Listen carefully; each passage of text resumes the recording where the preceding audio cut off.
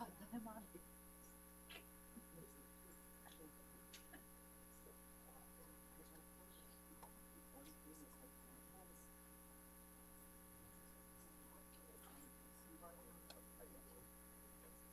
I remember that one.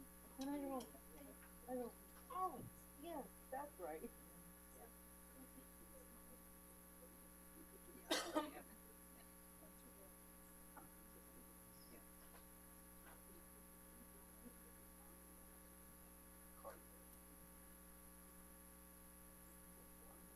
She doesn't really seem like. No, no, not at all.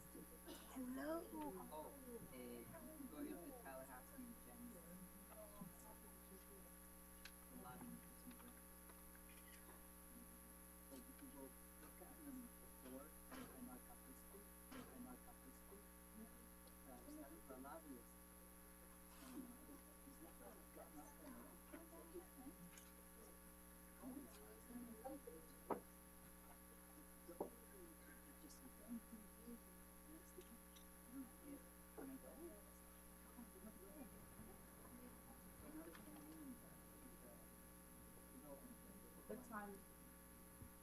The time now is 7:04 p.m. We are going to begin our monthly meeting.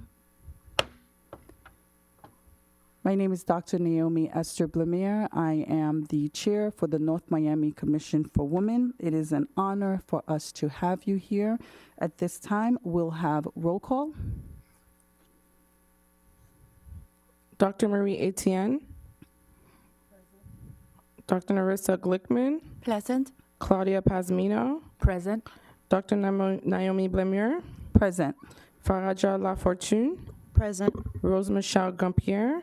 Present. Emanuela Florimont. Chair, you have quorum.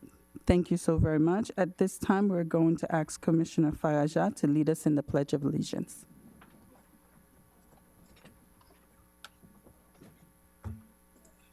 I pledge allegiance to the flag of the United States of America and to the republic for which it stands, one nation, under God, indivisible, with liberty and justice for all.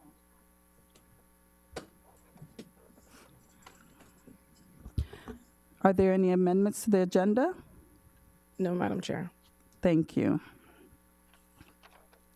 Good evening, everyone. On behalf of the North Miami Commission for Women, it is my honor to welcome you to tonight's monthly meeting. We are especially excited to present the State of Women and Girls in Florida, a community dialogue. This theme was inspired by last month's inaugural statewide convening of commissions for women held in Tallahassee, a powerful gathering that reminded us of the importance of connection, collaboration, and shared purpose. It was there that we were challenged to bring these conversations home, to continue the dialogue with our own communities, and to strengthen the network of women leaders across our state. Tonight, we are proud to do just that. We are honored to welcome Dr. Rosario Concha. Please stand to be recognized.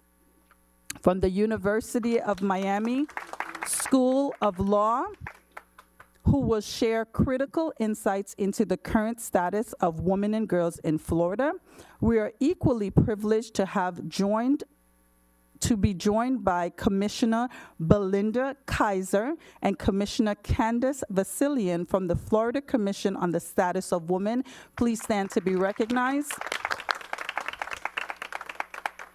As well as Chairwoman Michelle Abreu of the Miami-Dade County Commission for Women. Please stand to be recognized. Dr. Leone, Chairwoman for the Commission for Women, Doral. And we also have with us Ms. Harris, the chair for the North Miami Beach Commission for Women. Please stand to be recognized. And there are so many other great organizations that you will hear from today. Your presence here this evening as leaders, advocates, and community partners reflects a shared commitment to equity, opportunity, and empowerment. Together, we have the ability to shape solutions, elevate women's voices, and create lasting impact for generations to come. As we listen, learn tonight's dialogue, let us also commit to action, ensuring that the ideas shared here lead to meaningful change within our communities.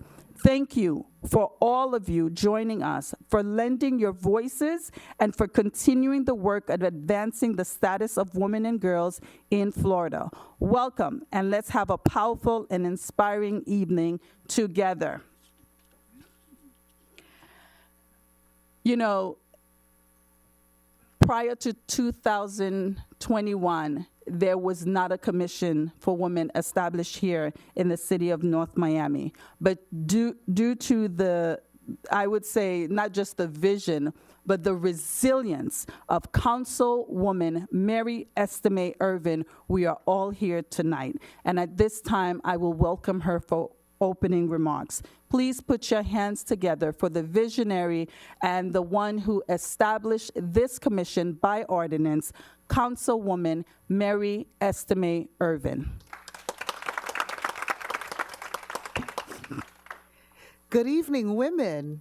Good evening, Madam Chair. Good evening, Vice Chair, members of the Commission for Women, distinguished guests. It is with deep pride and heartfelt gratitude that I welcome you tonight's meeting of the North Miami Commission for Women. As we gathered in this space, we are not only continuing the work of advocacy, we are building bridges, shaping futures, and honoring the legacy of those who have paved the way for us to lead. Tonight's agenda reflects the very heartbeat of our mission to uplift, to empower, and unite women and girls across cities, across countries, across our state.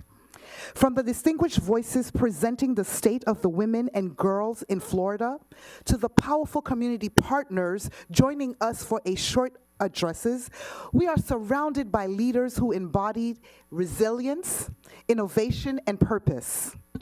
I want to extend a special welcome to all our honored guests and dignitaries. Your presence here affirms the importance of collaboration across sector, government, education, healthcare, advocacy, and business as we work together to advance equity and opportunity. As the sponsor of the resolution establishing the North Miami Commission for Women, I am especially excited to introduce our annual Miami-Dade County Women's Leadership. This initiative that would be presented later on by Dr. Naomi Blamure will speak directly to our shared vision, a countrywide platform where women leaders convene and exchange ideas, launch joint initiative, and inspire the next generation of change maker. So let's move through tonight's meeting with intention and unity. Let us listen deeply, speak boldly, and act collectively. Because when women lead, community thrive. And when we come together across cities, commissions, and sharing similar causes, we create a legacy of leadership that will echo for generations. So thank you for being here, and let's begin the work. Thank you, Councilwoman. Thank you, Councilwoman. At this time, we have joining us several other community leaders who we would like to recognize as well. We have Mr. Francesco Duberly, Survivors Pathway. Please stand to be recognized. We have Dr. Maria Hidalgo, First Vice Chair for Global Innovative Foundation. Please stand to be recognized.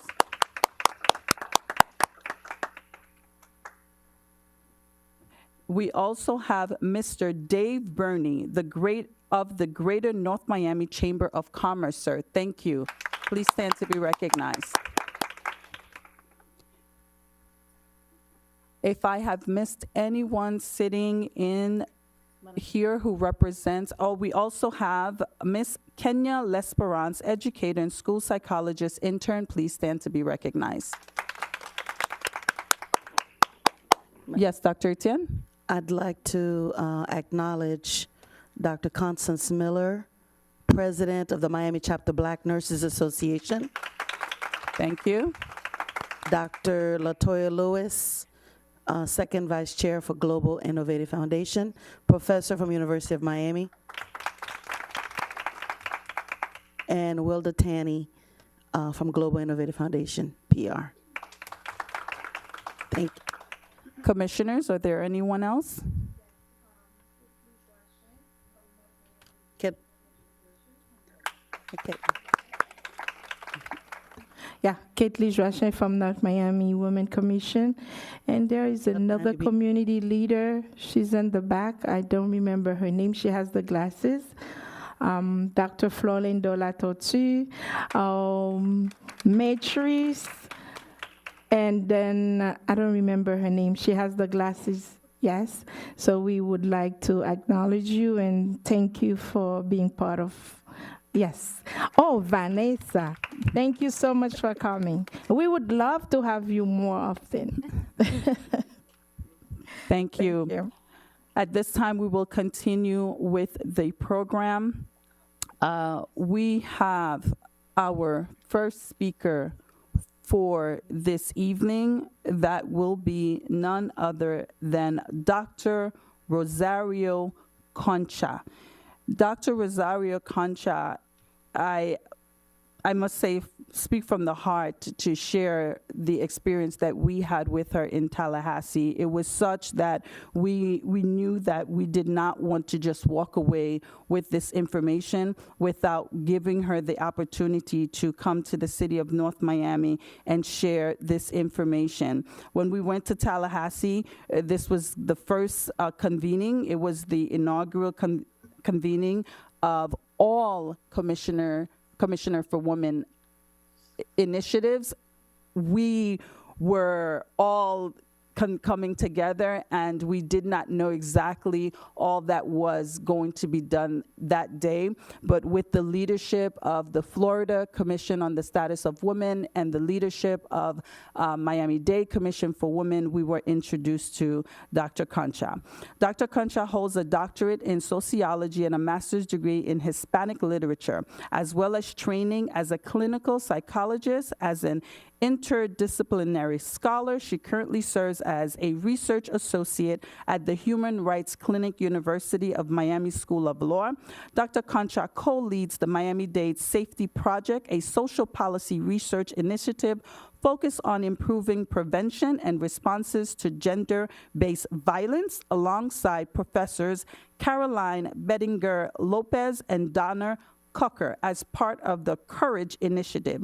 In 2021, as a doctoral student at the University of Miami, she began collaborating with the Human Rights Clinic on the Courage in Policing project, aiming to enhance police responses to gender-based violence, GBV.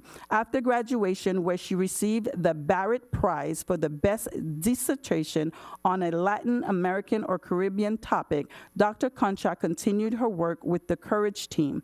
As a sociologist among legal professionals, she contributes to the design and implementation of qualitative, community-informed methodologies for social policy planning. Please put your hands together for Dr. Rosario Concha. Thank you. Good evening. It's an honor to be here with you. I'm so happy that we could make this happen. Yeah, it was very meaningful meeting in Tallahassee. Still, we have many other commissions for women to meet, so that is something to look forward. So what I'm going to present today, it's a brief overview of the status of women and girls in Florida. And I'm going to highlight some pressing issues and using different data sources. In this case, since we are in Miami, I'm going to illustrate some of these challenges with examples of Miami-Dade. And also I'm going to be connecting this information with some preliminary findings of the Miami-Dade Safety Project that Dr. Lemur mentioned. The Miami-Dade Safety Project aims to enhance prevention and responses to gender-based violence in different ways, such as intimate partner violence, sexual violence, human trafficking, and other forms of violence deeply affecting our community. Yes.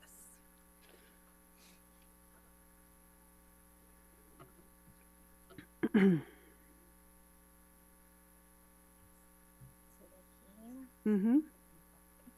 Okay. Okay, I'll try to make this work.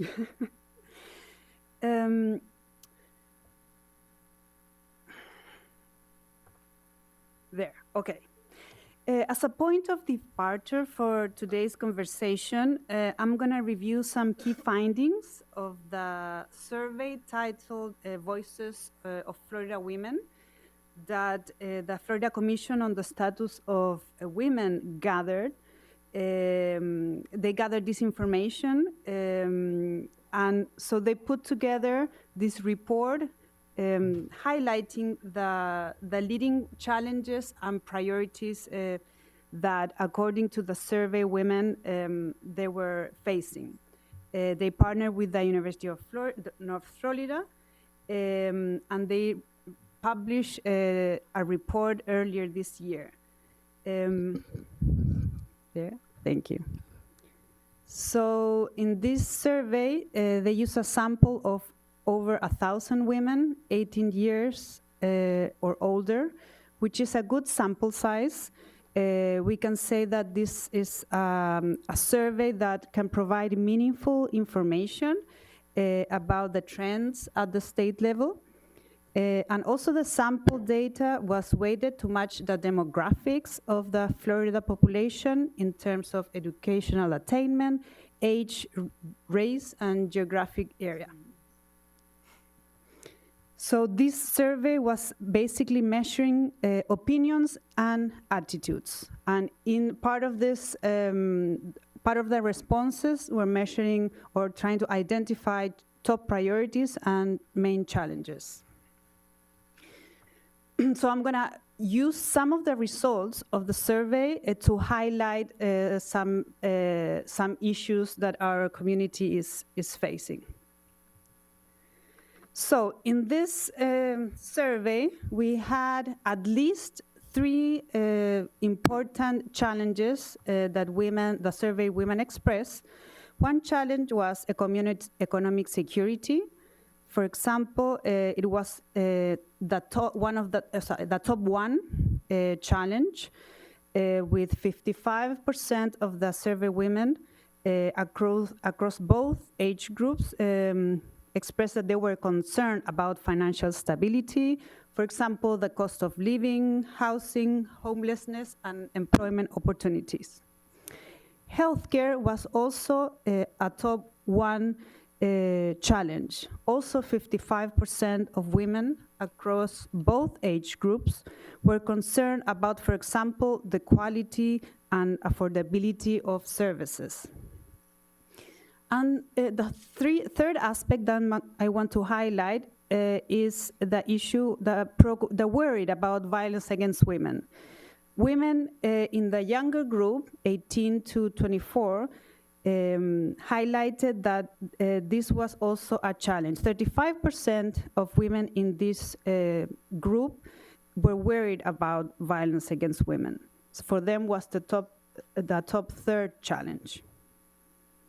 So again, the interesting thing here is that this resonates with some of the findings of the Miami-Dade Safety Study and other organizations that are working on these pressing issues for women. So there's definitely some interesting pattern that it's important to consider and analyze.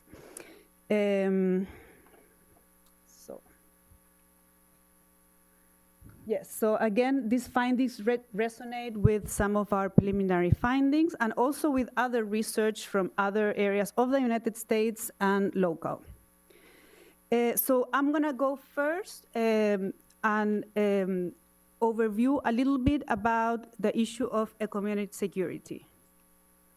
So we see that when women mention that economic security was a challenge, within this group, within this 55%, 19% said that they were worried about saving money for the future.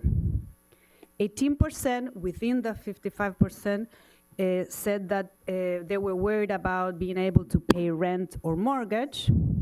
And 17% were worried about essential living expenses. For example, finding affordable housing in our community or desired area. So this is very significant because we have here that in options 2 and 3, we have that housing is a key concern. And this is gonna be something that we're gonna see over and over. What I'm gonna do now is take this challenge or worried, I'm gonna give you some background information like microeconomic indicators that may give us an insight of this, about this word, about this challenge. It's not that it explains these opinions, but it's something to consider about the specific context and circumstances that women are facing today. So first, we're gonna talk about a standard indicator of economic security. It's the federal poverty level. And we're gonna see that in Florida, 13.6% of women live below the FPL, the federal poverty level. 20.5% of Black women, including Hispanics and Latinas, live below FPL. And 17.7% of Hispanic women are in the same situation. To add to this description, also women are disproportionately represented in low-paying jobs. Some of the leading occupations by race, for example, house cleaners among Hispanic women, school teachers among white women, and home healthcare aides among Black women. So these are female-dominated jobs that have been historically not very well paid. So, and within the groups that are being hit particularly by economic security are domestic workers. In our research and research from the Florida Policy Institute, we see that this is a group that is especially struggling. For example, more than 9 in 10 domestic workers are women, and they work, for example, as home care aides, 47%, house cleaners, 37%. The majority are Latina, about 45%, and Black women are overrepresented since 25% of domestic workers are Black in the state. And the median hourly wage is about $12, in contrast to the 19 median earned by other workers. So we have a situation here that is clear that domestic workers and other occupations we're gonna see later are not earning a living wage.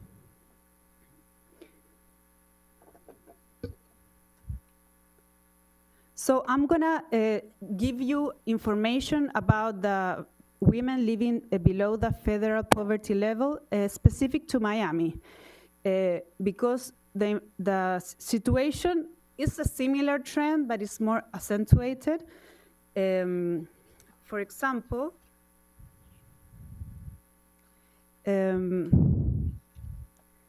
while the 13.6% of women living under the poverty line, it increases 16.3% in Miami-Dade. Again, for black women, the percentage goes to from 20.5 at the state level to 21.8 in Miami-Dade. And for Hispanic women, it's a little bit lower, but than at the state level. So these are trends that are pretty similar in the state and in Miami-Dade. So I'm gonna give you two examples as well of occupations, and we are going to compare the wage that we would expect of certain occupations to the rent that they are able to afford.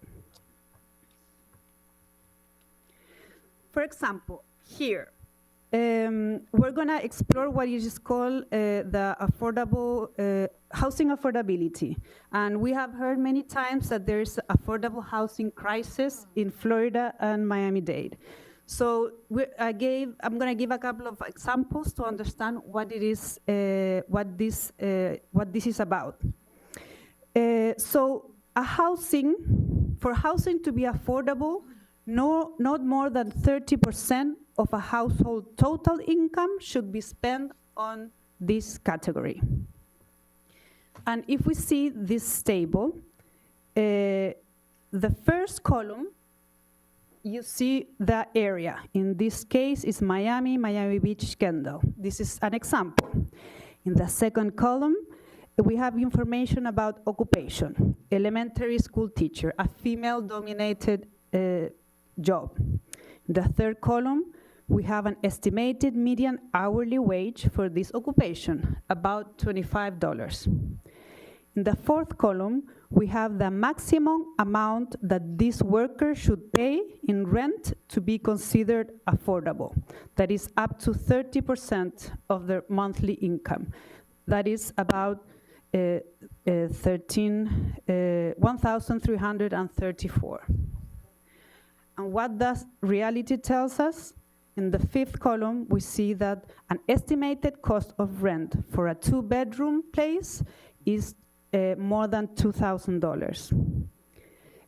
So in the sixth column, we see that the percentage of income that these workers has to pay in rent to afford this place is 52%, way above the affordable housing standard. The conclusion here is that many full-time working women in Florida, such as school teachers, do not have access to affordable housing. And we are gonna go, explore another example, home health and personal care aides. Let's remember that black women were, this is also a female-dominated occupation, and it's a leading occupation among black women. So we have the same county area, a different occupation. So in the third column, we have an estimated median hourly wage of almost $16. In the fourth column, we have the maximum amount this worker should pay in rent to be considered affordable. That is about $827. What's the reality? In the fifth column, we have that an estimated cost of rent for a two-bedroom place is more than $2,000. In the sixth column, we have the percentage of income that this worker has to pay in rent to afford this two-bedroom place is 84%.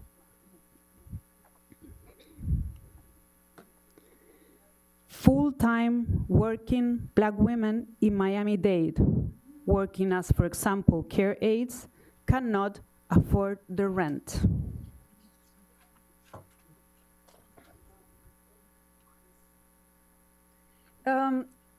We're gonna talk a little bit about mothers.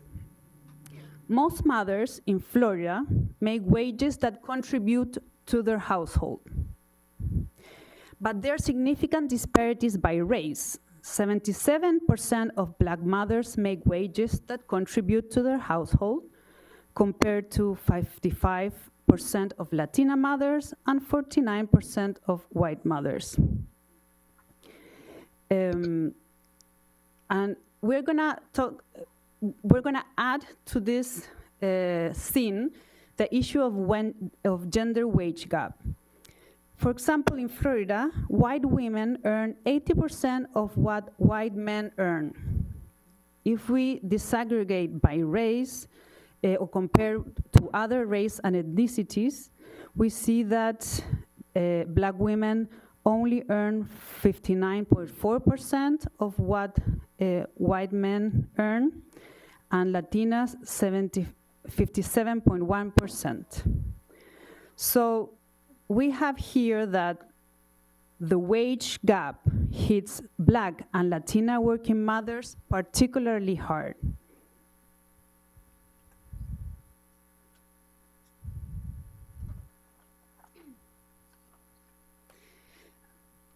Next, I want to explore a very interesting standard to assess poverty that is called ALICE, Asset Limited Income Constraint Employed.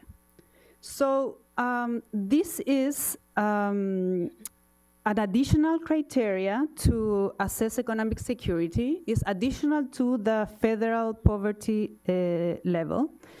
And it takes into account more local data, and is more precise in terms of cost of living and housing, okay? So, and here instead of the individual being the reference is the household. So we have, as we saw before, that in 2023, 13% of households were below the poverty level. But if we add to that an additional 34% of households were experienced financial hardship, that means that the household income, it's not enough to cover basic needs. So that gives us an estimated 47% of households that experience economic security in Florida. So this is a very interesting standard, and it's a better and a more precise standard to measure the economic insecurity in our communities. All this information, it's available, the websites are there. In this particular case is a study by United Way Florida and United for ALICE, and it's based on the American Community Survey.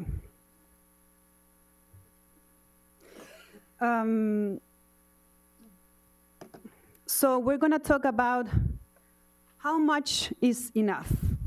Again, we're gonna go back to Miami-Dade. So how much income is enough?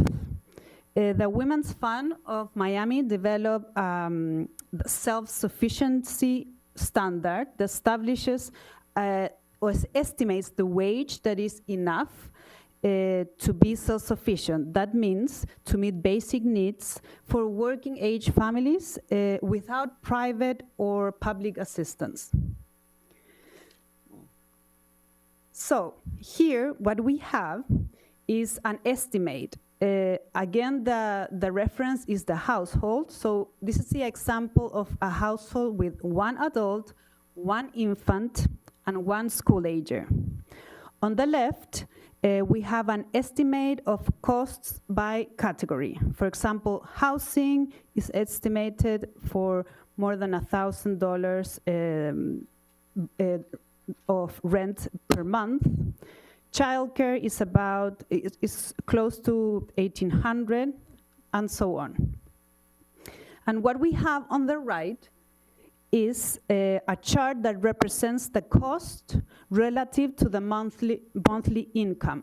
So what we see is the biggest chunks here correspond to housing and childcare. So, what is the reality? To be able to afford all these costs in Miami-Dade, these parents need to make an hourly wage of $45 and an annual salary of about $95,000. We're talking about here, there's no money to go to the cinema, to go to Disney. This is the bare necessities. And if we transform this into hours, this parent would have to work about 140 hours per week to be able to afford. So, after exploring the issue of economic security, we're going to explore the other concern of women as appeared in the survey. So, the other challenge is healthcare. 55% of women had this concern. 19% are concerned about the access to quality and affordable healthcare. 18% are concerned about the availability of affordable healthcare, and 17% of cost of prescription drugs. So what we see here is that affordability and quality are top concerns in this dimension. So in the next few slides, I'm going to illustrate with the example, a very important example in terms of health, which is maternal health. So this is an example. This is the example of the rates of maternal mortality, which means it's a rate is a comparison between the number of deaths related to childbirth per 100,000 live births. So on the left we have this. You can see the deaths per 100,000 live births. Overall, we have that the maternal mortality rate is 21. And again, there are huge disparities by race. For non-Hispanic Black women, it's 50. For non-Hispanic white women, it's 12.9. And for Hispanic, it's 16.3. I don't think people realize what you just said. Can you repeat what it is for Black women? Black women are 4 times more likely to die in delivery-related complications than white women.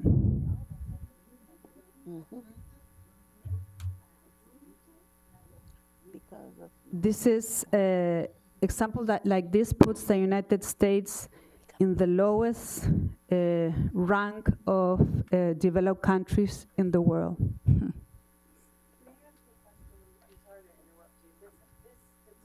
Commissioner, you're recognized. Please step to the podium. This statistic has always just floored me. What exactly contributes to a lot of those deaths? Because I can't believe in the city that we live in that this continues to happen. More than, I mean, we're supposed to be like a thriving metropolitan city, and I'm really curious, like that our women at 50% levels are dying during childbirth. Sorry, it's not 50%, it's 50 per 100,000. It's still too many, but I'm very curious about that. Thank you for clarifying. Yeah. So it's 50 per 100,000, and we all in agreement that is still too high. So what is it that you believe is, in the state of Florida, is contributing to that? There is extensive research about maternal mortality, especially among Black women. I'm sure that people know here why is this happening.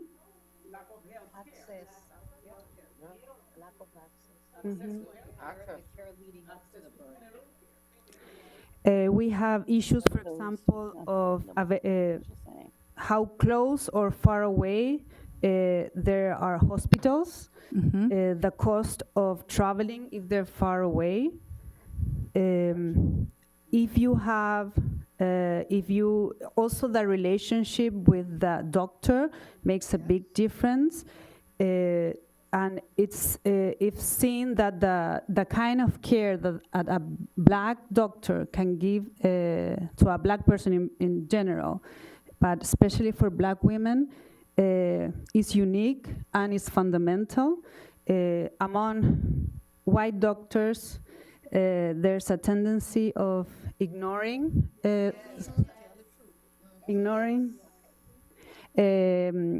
when a black pregnant woman expresses discomfort, pain, weakness.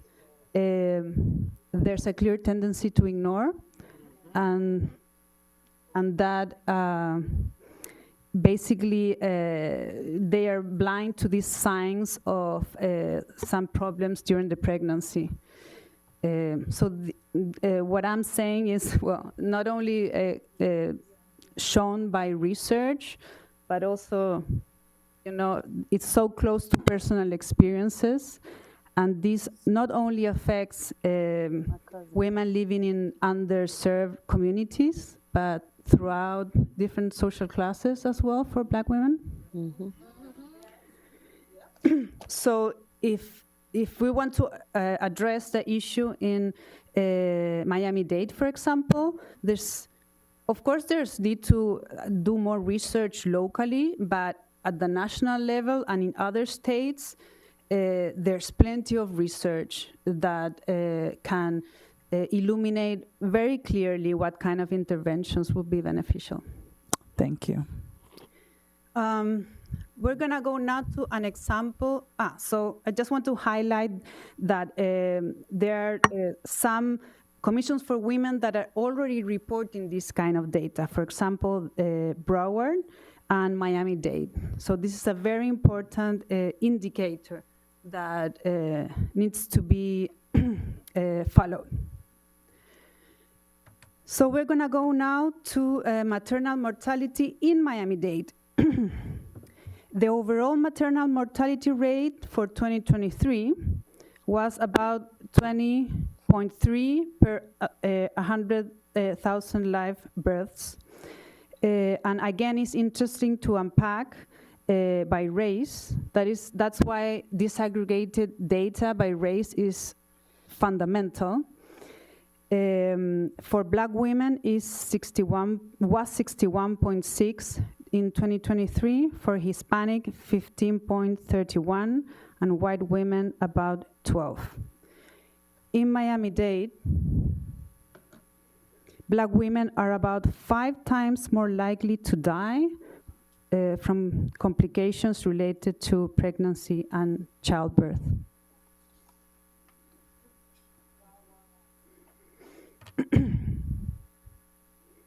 Gonna leave a moment of silence to assimilate that information. Madam Chair, if I may. Let's just have her complete it, and then we can. Yeah, well, I'm finishing. So,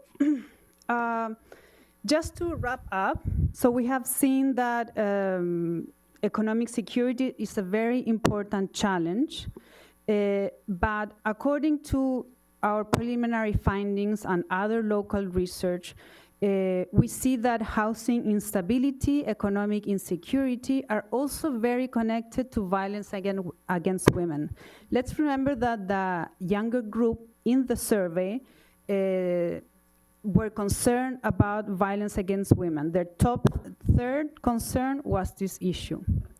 And this is important and makes sense because women ages 18 to 24 and 25 to 34 experience the highest rates of intimate partner violence. So this makes sense that this cohort would be more concerned.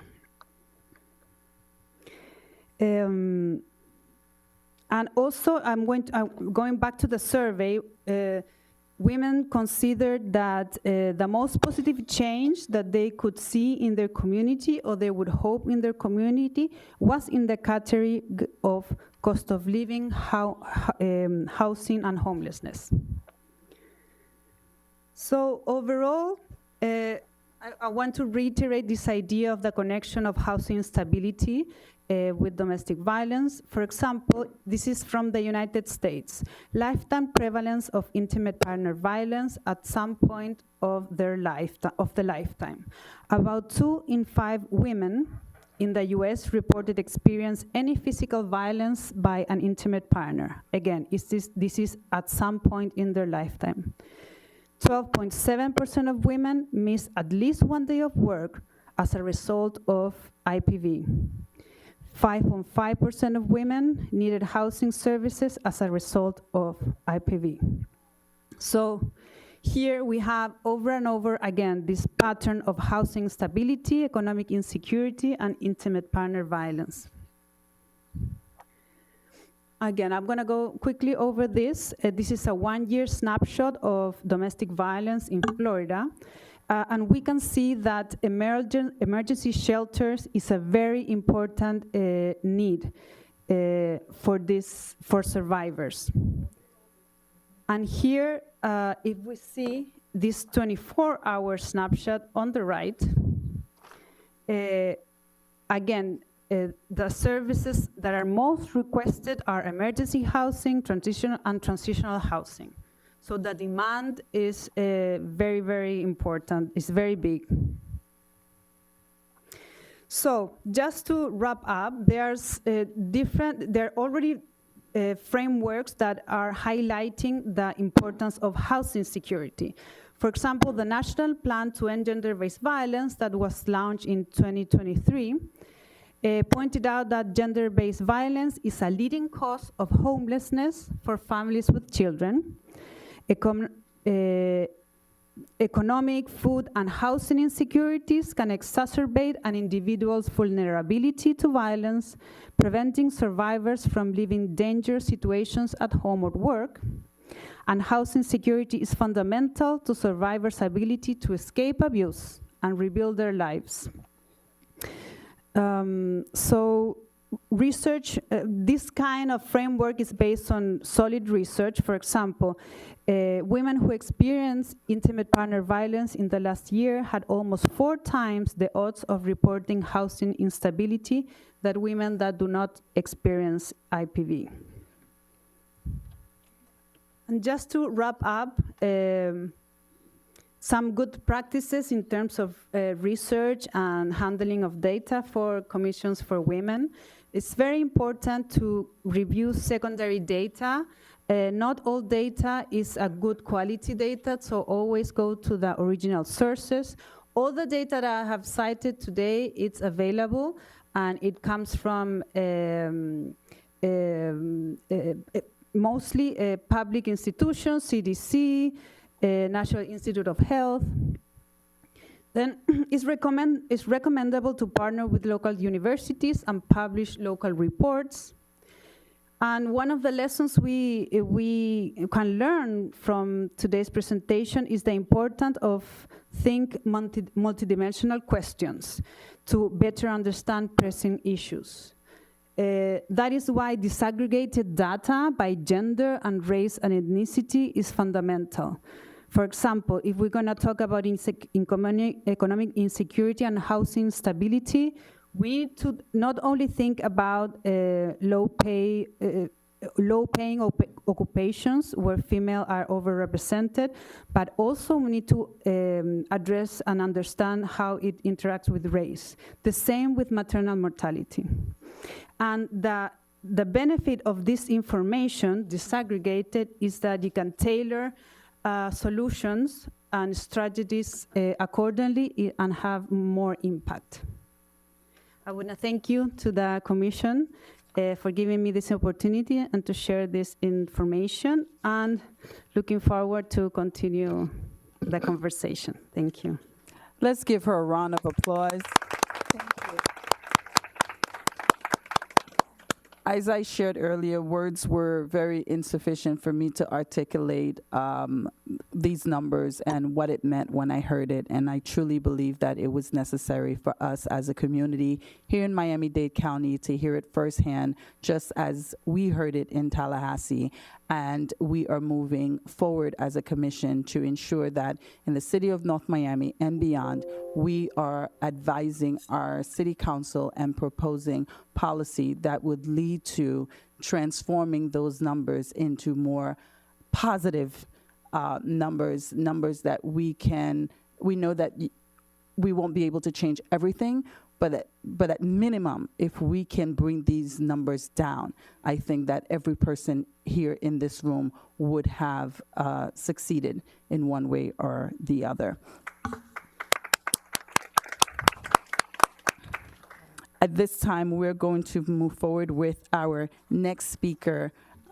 We are fortunate to have two commissioners from the Florida Commission on the Status of Women, and the next speaker is going to be Belinda Kaiser. Belinda Kaiser has devoted her career to advancing Florida's economic development, higher education, workforce development, and global competitiveness communities. In addition to serving on numerous public policy and government-related boards, Kaiser is the Vice Chancellor of Community Relations and Student Advancement at Kaiser University, managing government relations, public policy, advocacy, media, and public relations, student and career services, and alumni relations, serving for approximately over 40 years as an advocate for social mobility, economic development, and talent and cultivation. I am so sorry, she's actually not going to be our first speaker, but let's just give her a round of applause for this awesome bio. She is actually going to go second. We're going to have Commissioner Candace Falsetto.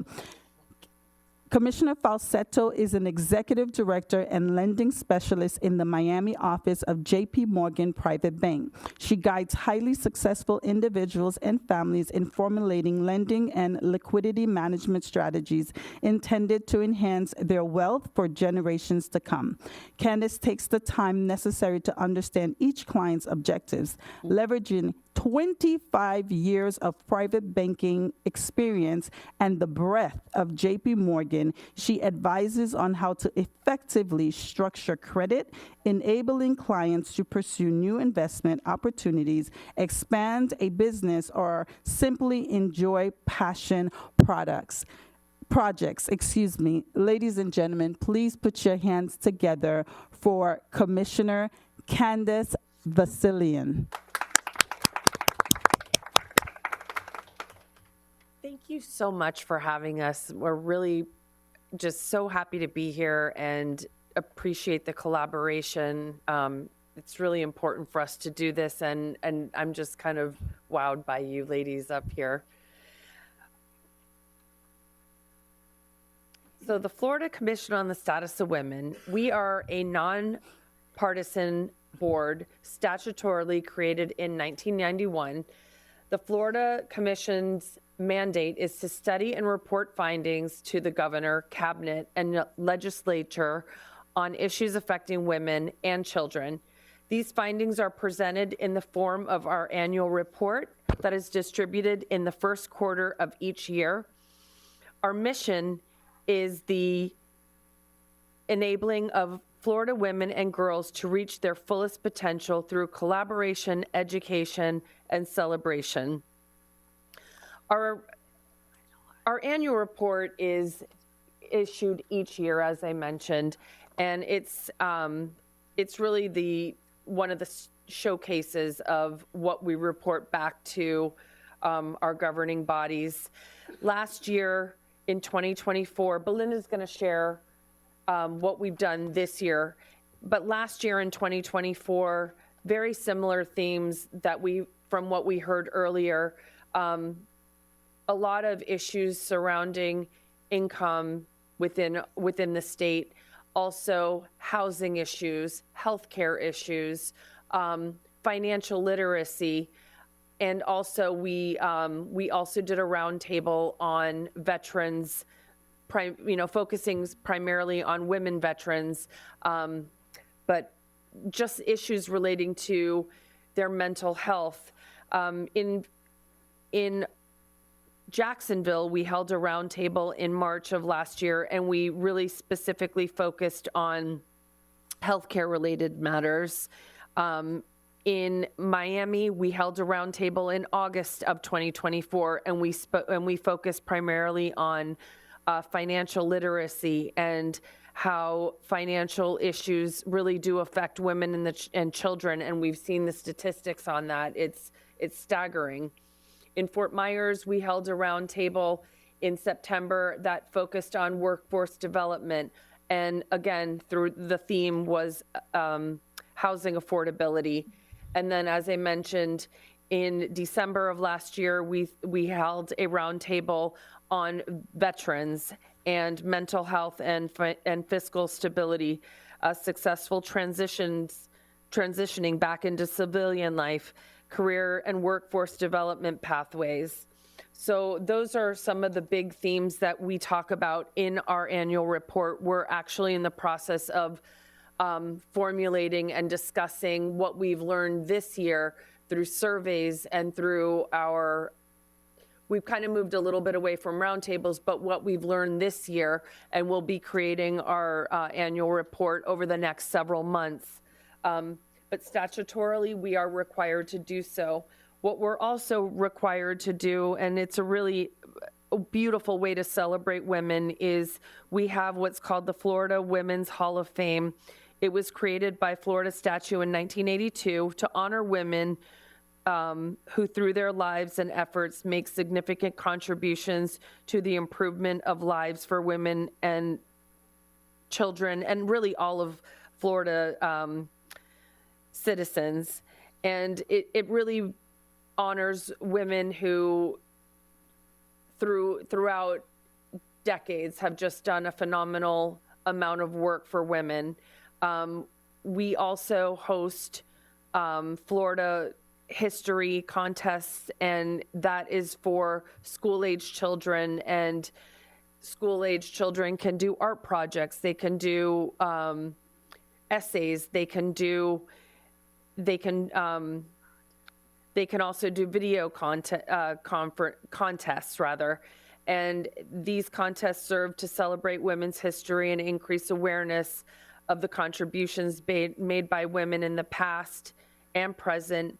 They celebrate women's history, and it provides children the opportunity to celebrate and recount stories of their ancestors' talents, sacrifices, and commitments that have been made, that have inspired, our next generation.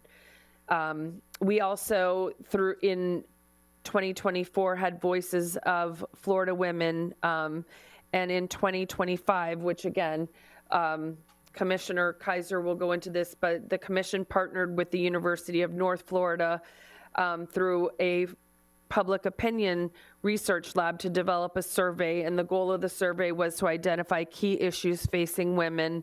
So we not only take it from collaborative roundtable meetings, but we'll also do these very research developed surveys to identify what is facing women and what are the issues and how can we address those and how can we report back to our governing bodies.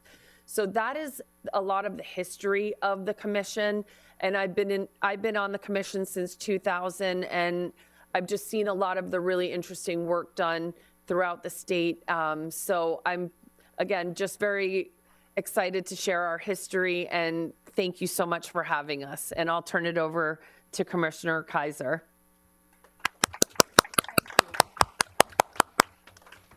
Thank you so very much. At this time, we're going to have Commissioner Belinda Kaiser.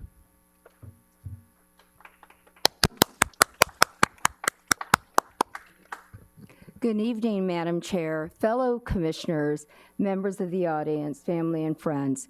It is truly an honor to be with you this evening, and what I hope that I'll be able to do is to do something we talked about in Tallahassee, and that is to continue together to drive collaboration.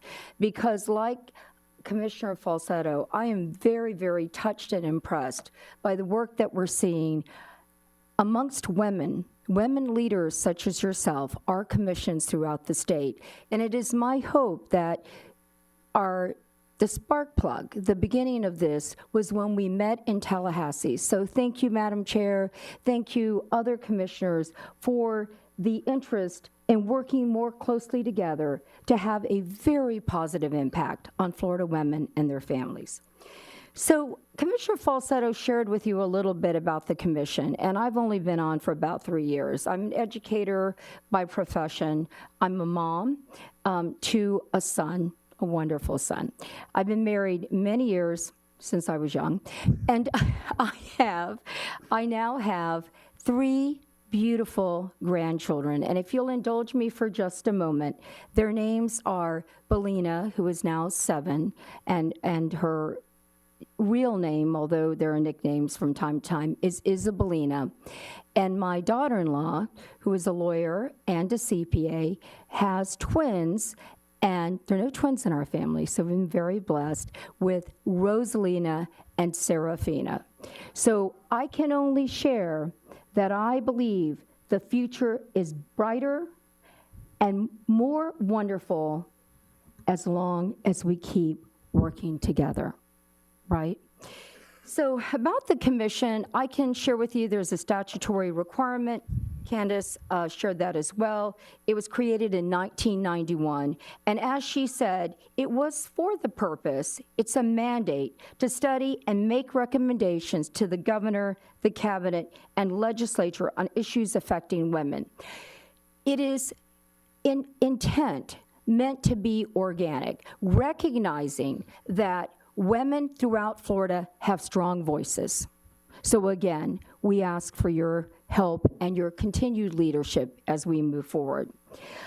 The Florida Commission's mission is to enrich the ability of Florida women and girls to achieve their fullest potential. Now, I'm going to need your help. There you go. There's the first slide, okay? Now, so we were talking about what do we focus on?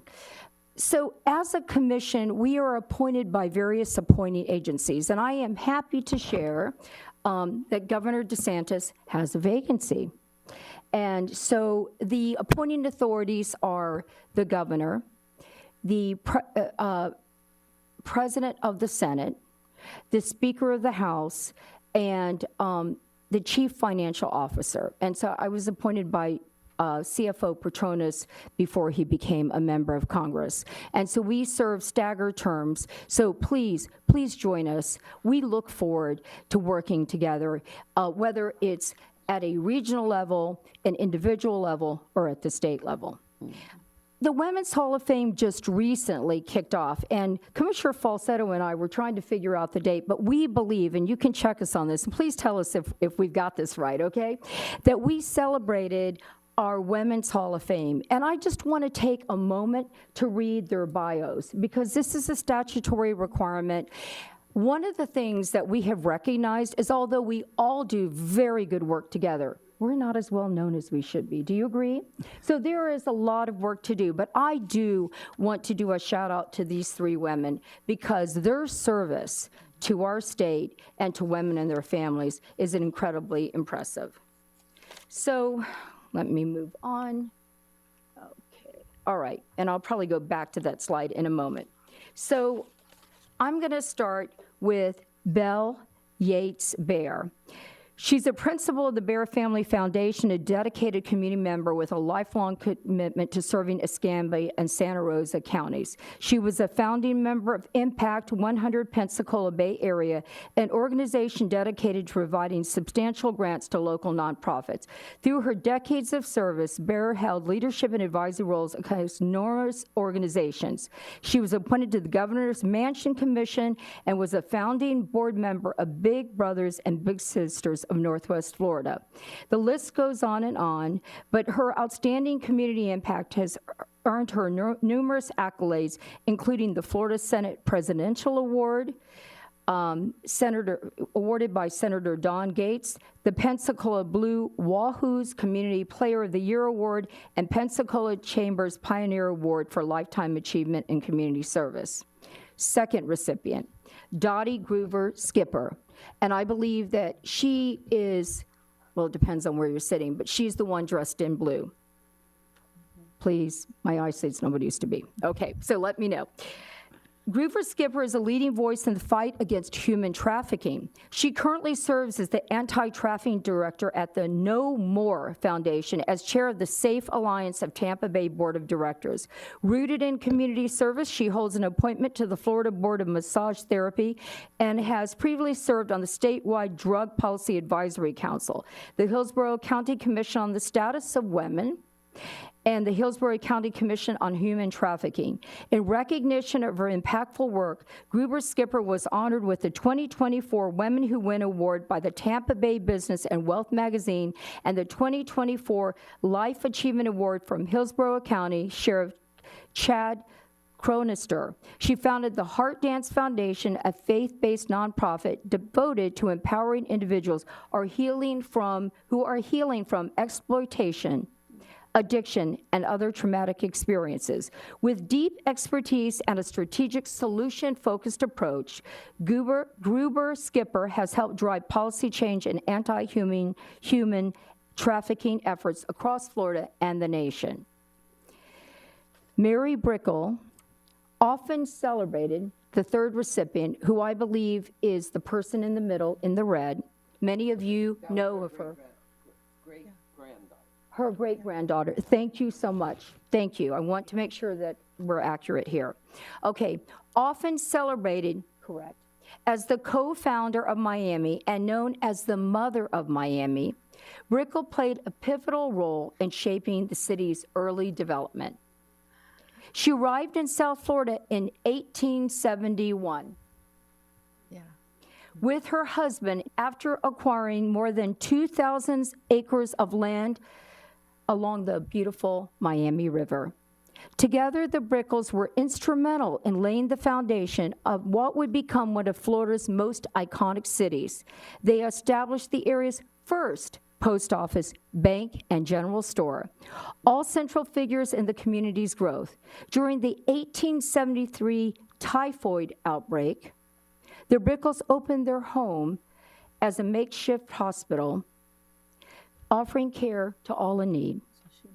Brickell and fellow pioneer Julia Tuttle played a key role in facilitating the arrival of Henry Flagler's Florida East Coast Railway, selling him land that would streamline Miami's expansion.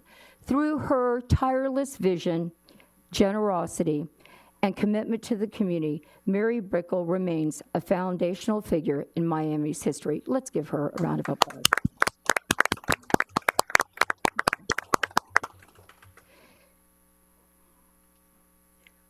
We host that to recognize the efforts and the service of exemplary women every year. That's the Florida Women's Hall of Fame, and that is part of our responsibility as state commissioners. So that was an example of the Florida Women's Hall of Fame. Last year, I served as the public policy chair, where we did a deep dive on the 2022 survey results. And I realized last year it was 2024, 25, but we actually updated again the survey in 2025. And Dr. Gahancha, I think you did an outstanding job in covering the material and the research that we found. So real quickly, I'm just going to demonstrate what we do as it relates to our survey. So there again is the Women's Hall of Fame, and I will move on to doing the deeper dive in terms of the Voices of Women 2025 survey. I found it very interesting that the needs of women and their families have not changed significantly.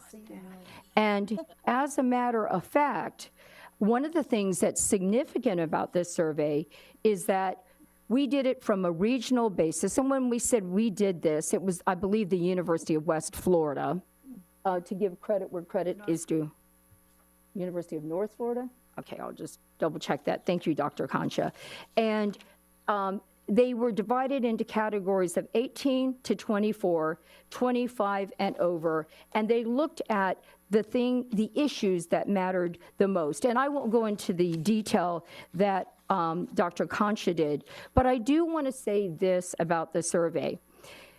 In 2025, when the women that we surveyed were asked, if there's one change, that's a tough question to answer.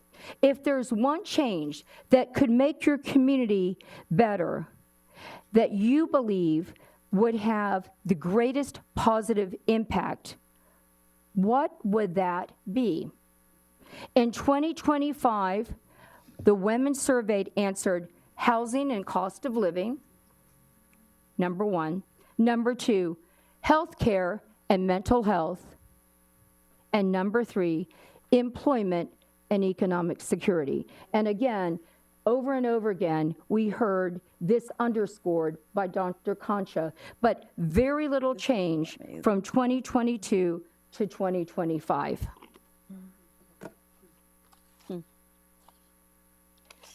So as we continue,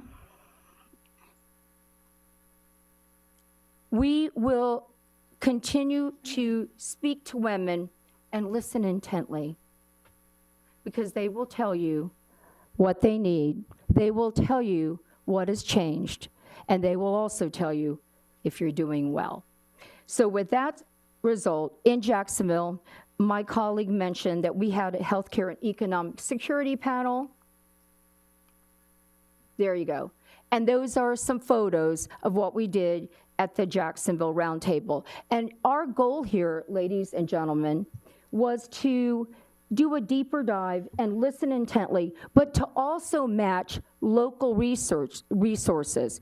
Because when women share their experiences, it's very important to work with them so that they know that there are others that care and can be helpful. So that was part of our role, was to look at the vast and varied resources across the state and connect women and their families with the resources, whether they're local or state level. So that occurred in Jacksonville. There are some pictures. Let's see, I will want to invite, okay, let's go on to Fort Myers. In Fort Myers, you can see there that we focused on workforce development and housing. Our chair is Lori Day, and she's in, well, for me, the extreme right, but it's sort of a floral jacket. And then the president of the Senate at that time, I can't believe I'm playing. Very active, Candace. Jennifer Mullica is the commissioner, and the Senate president at that time, Pasadomo. Yes. Ladies and gentlemen, please, yes. Senate President. Yes, quite a long day, quite a long day. Very effective, always at our side, advocating for women and their families. And Commissioner Maluka to the left of the Senate President. So that was in Fort Myers. Moving on, the Miami Roundtable. And so the Miami Roundtable, and Commissioner Wood hosted this at her law firm, and there continues to be a real strong interest in capital, managing finances, foundations, and some may find this interesting, some may not, but it is a part of life, taxes. So we covered that in great detail to help women and their families have these tools. This is Miami. In Tallahassee, we had a Veterans Roundtable. So that's Miami, and that's Commissioner Wood talking about financial literacy. And now moving on to Tallahassee, the roundtable.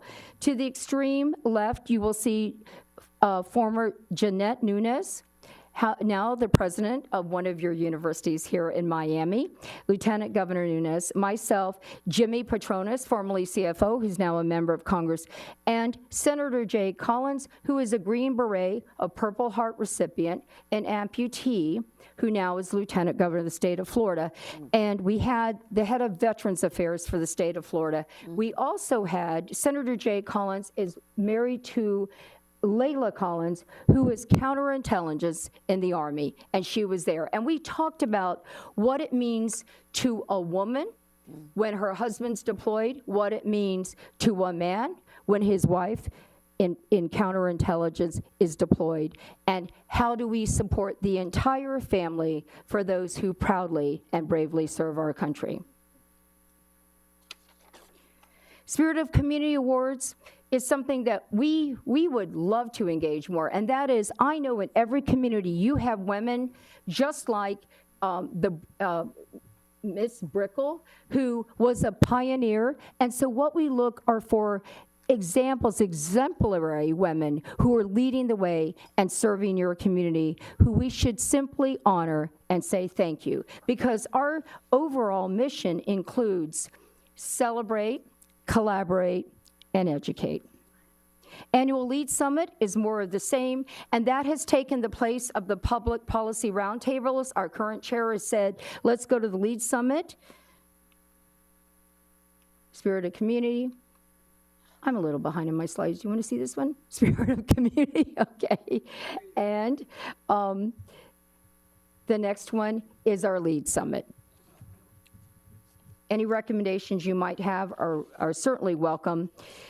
We do have a commissioner that is going to be leading a virtual summit this year. Again, it's coming up on November 7th, and we encourage all of you to sign up. And because it's digital, there are no limits to how many. We'd love to have you.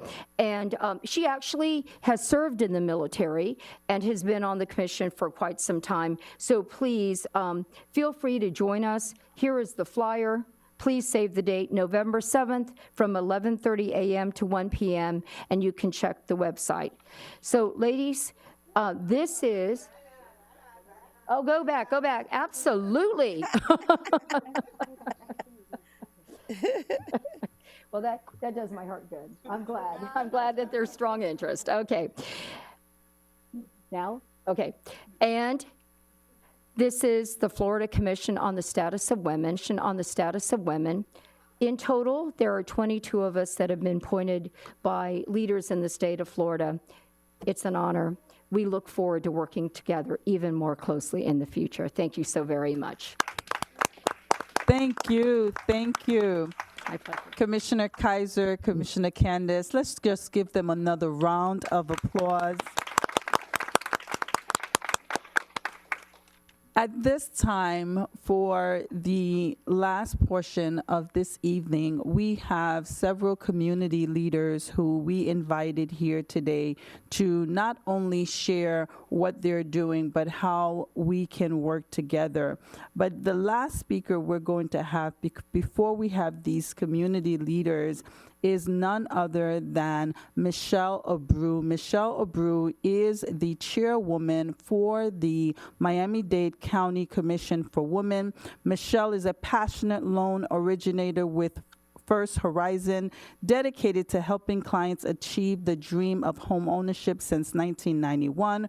With a strong background in mortgage origination and real estate, she specializes in first-time home buyer education and down payment assistance programs.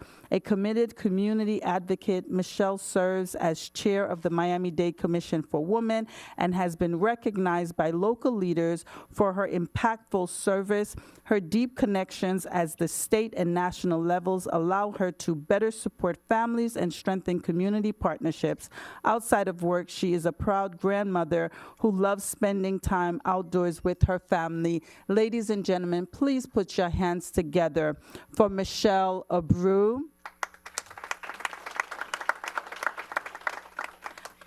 And I must say, even before she speaks, we are here today because of the vision of Miami-Dade Commission for Women and the vision of the Florida Commission on the Status of Women. Michelle?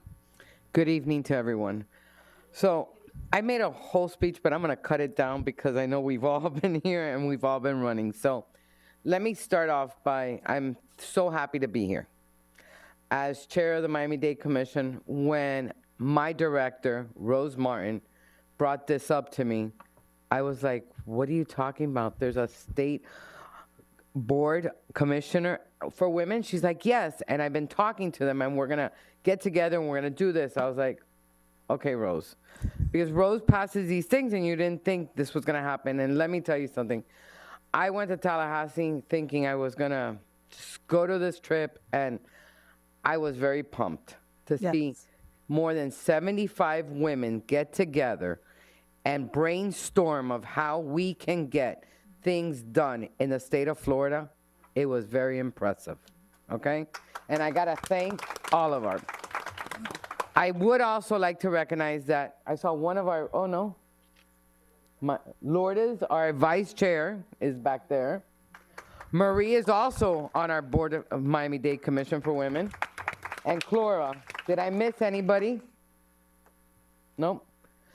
So we've worked together, and we have a lot of work to do. And, you know, we heard the results, and this is not a lie. This is something that we've been hearing for a while. Yep. We just haven't heard or made enough noise. And it is shocking to hear how many women pass away giving birth. And how many women go to a hospital and because of their race are turned away and say, no, you go home and have a pill, drink something, it's your stomach. And they go home, and that's the problem we have. That is what we need to make note of tonight. Thank you very much. Thank you for inviting me. I'm so happy to be here. Thank you, Chairwoman Abreu. Thank you so very much. And we want to acknowledge again Vice Chair Lourdes Abadin, who's in the back. Thank you so very much for being here. We truly appreciate your support and leadership and all that you all at the county is doing. At this time, we're going to move quickly. There are two podiums here. We're going to call up our community partners who are going to receive 2 minutes to share of the work that they're doing and how they would like to partner with the Commission for Women. We are going to call forward first Mr. Francesco Duberli. Please put your hands together.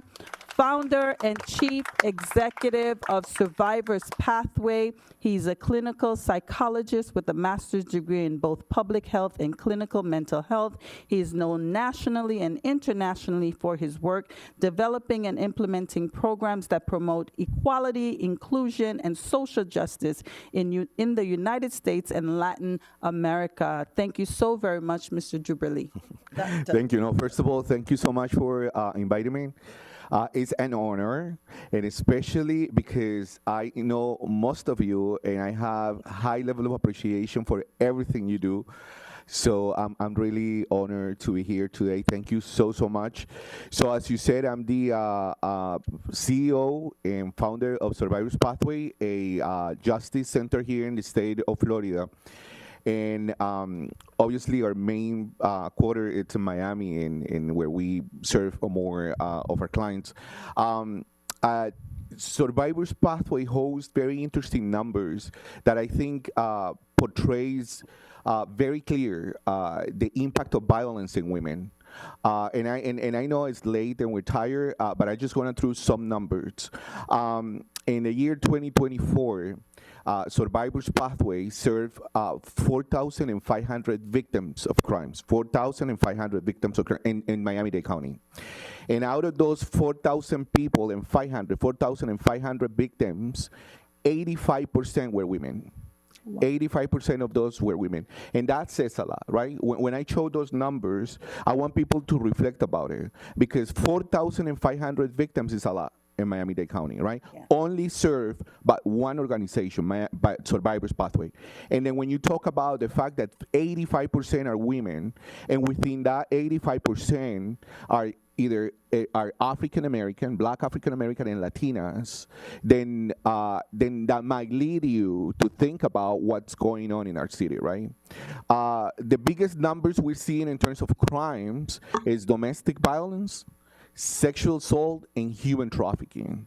And then we know by statistics that Miami-Dade County is leading the numbers in human trafficking and in domestic violence, especially in the lethality of domestic violence. By the way, I'm the chairman also of the Domestic Violence and Sexual Assault Council of Greater Miami. Yes. And we will be presenting on October 31st the most recent numbers of women killed and domestic violence incidents. So the fatality is associated with domestic violence. So just to give you an example, during the year 2024, we served more than 1,000 women victims of domestic violence. And that should lead us to reflect and to think about how violence affects women and what you guys can do and what we collectively can do. And another matter that we're taking very serious, because we know the connection, right, between domestic violence, poverty, and healthcare. And within healthcare is HIV. Yes. So Miami-Dade County is the #1 county in United States of America, the #1 county in United States of America, leading the new infections in HIV. Wow. That's shameful.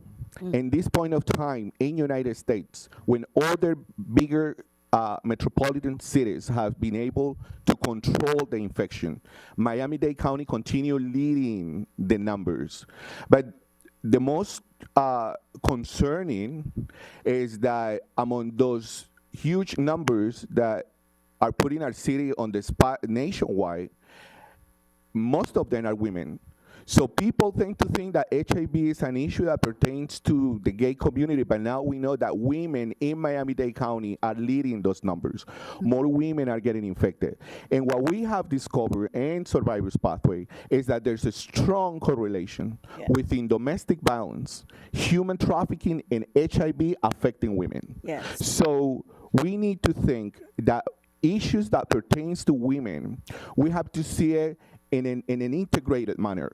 So we cannot just talk about poverty, or we cannot just talking about housing issues in women, because we have to see how all of them interconnect to create a much bigger issue for our women in Miami-Dade County.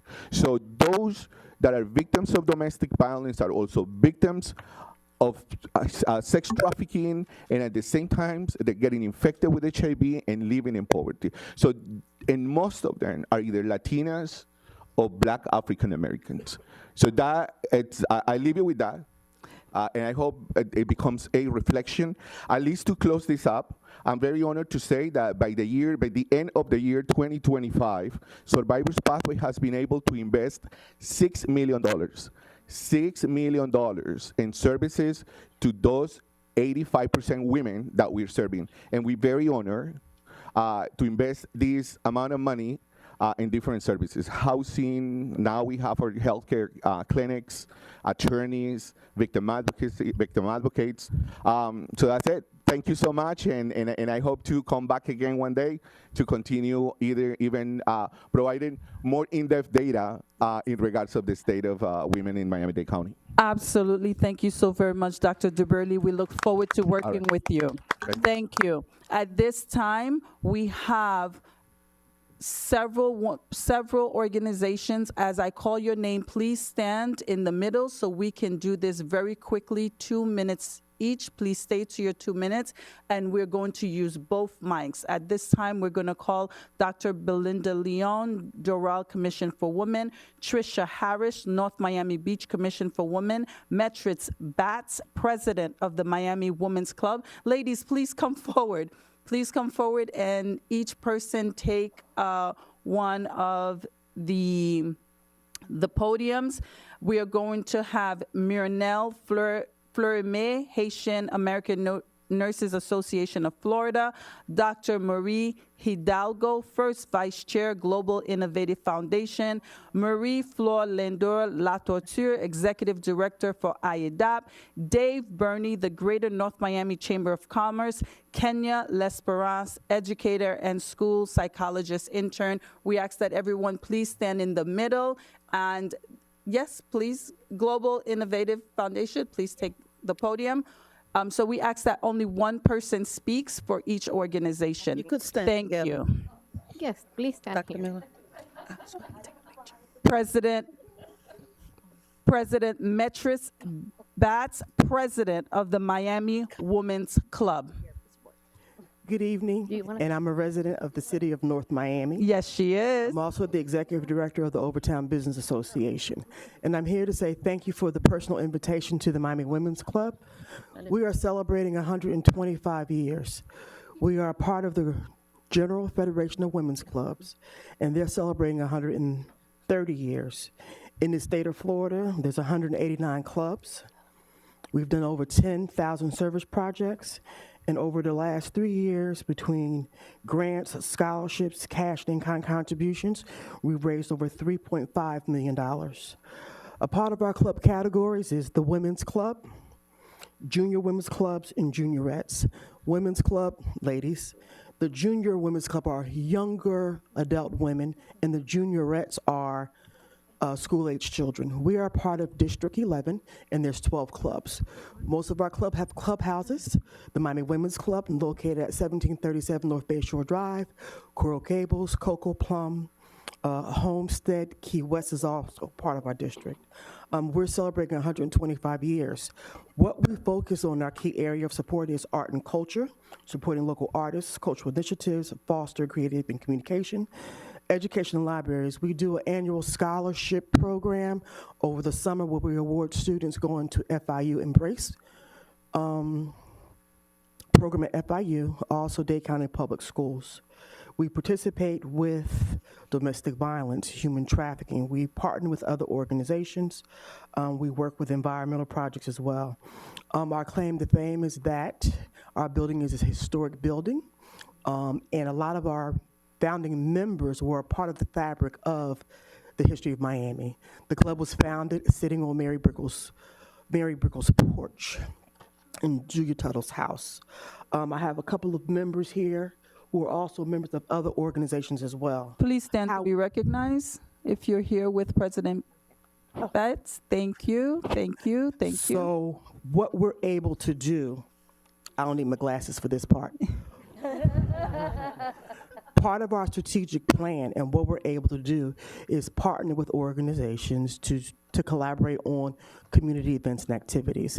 Because we have an amazing venue, we can also partner to collaborate to help fundraise. One of the things about our clubs is we don't apply for grants.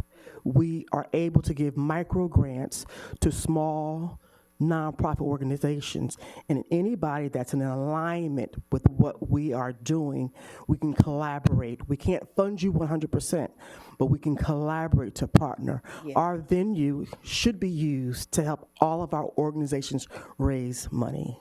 That's what I came here to say. It's not free. It's not free. However, a discount price. Meet with us. Let's sit down and look at how do we leverage all of our resources to fill in the gaps, to help us reach our deliverables, to help you reach your deliverables. Thank you very much. Thank you so very much. Oh, one more thing. Oh, well, not the celebration. The celebration is November 8th and we're sold out.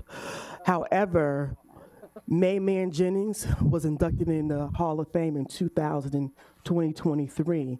So members of the Miami Women's Club in JFWC, Florida are very familiar with the work that you're doing with the commission because we advocate for women's leadership and historic preservation. Excellent, excellent. Okay, right here we have Dr. Maria Hidalgo, First Vice Chair, Global Innovative Foundation. Good evening and thank you, all board members. This is a privilege to be here with you and also to collaborate with all these great organizations that are fighting for the rights of women, protecting women in many ways. And we also thank our volunteers and our board members because they're doing an incredible job. This was the vision of Dr. Maria Tien. And I was one of the founding members, and I'm still here with her side by side wherever she goes blindly, because God is within her and she will not fall, right? All of us. Our organization advocates, and we have programs and educational programs for not only domestic violence victims, but also human trafficking victims. And gun awareness, gun violence awareness, that is something that is special too. We have our signature event in March, so you're invited at the Biltmore Hotel, and that is the Power and Influence Luncheon, and we give awards and scholarships, and it's just a wonderful thing to see, you know, young people that are there, that we're helping. We have many events, not only events throughout the year, which is amazing, thanks to our board members and to our volunteers, and to Nori also. Thank you, Nori, for everything you do. But we want to partner with you because in strength, you know, in numbers, there is strength. Right now, you see me here, and I'm a mother. I'm actually a domestic violence victim. I have never said this publicly, but I'm a victor. I'm a victor. I'm a victor. And I'm a professional. God has placed me in some wonderful, wonderful places with great people. And my daughter now is going through the same thing, even worse. And what I like to speak about tonight also is not just Global Innovative Foundation, and we're going to make history because there are some laws coming that will help women. We need all of you to be involved. We need all of you to be involved. And we have sponsors for the laws already. But my daughter is going through not just DARVO, which is DARVO. Do you know, all of you, what DARVO is? No. Okay? We need to know this, and we need to educate others. DARVO is deny, attack, reverse victim, offender. All domestic violence abusers are narcissists. Not all narcissists are abusers. Okay? And we need to be very aware of this because they have very strategic tactics. She is facing next Tuesday criminal court, and it's all a fabricated, frivolous case because he wants her in jail, wants to keep the child that's 9 years old, the house, and everything else. So this is the danger. We're women, we have a soft heart, right? We have a soft heart. We forgive. We want our family together. We don't press charges, right? Many times these crimes go underreported, and then look what happens. So thank you, and if you know, I can have your prayers for all the victims because I never imagined being a mother and having this. And thank you. Thank you for all your support. We hope to work with you very closely on these laws. Thank you. Thank you so very much. Kenya Lesperance. Chairwoman, please come to this podium.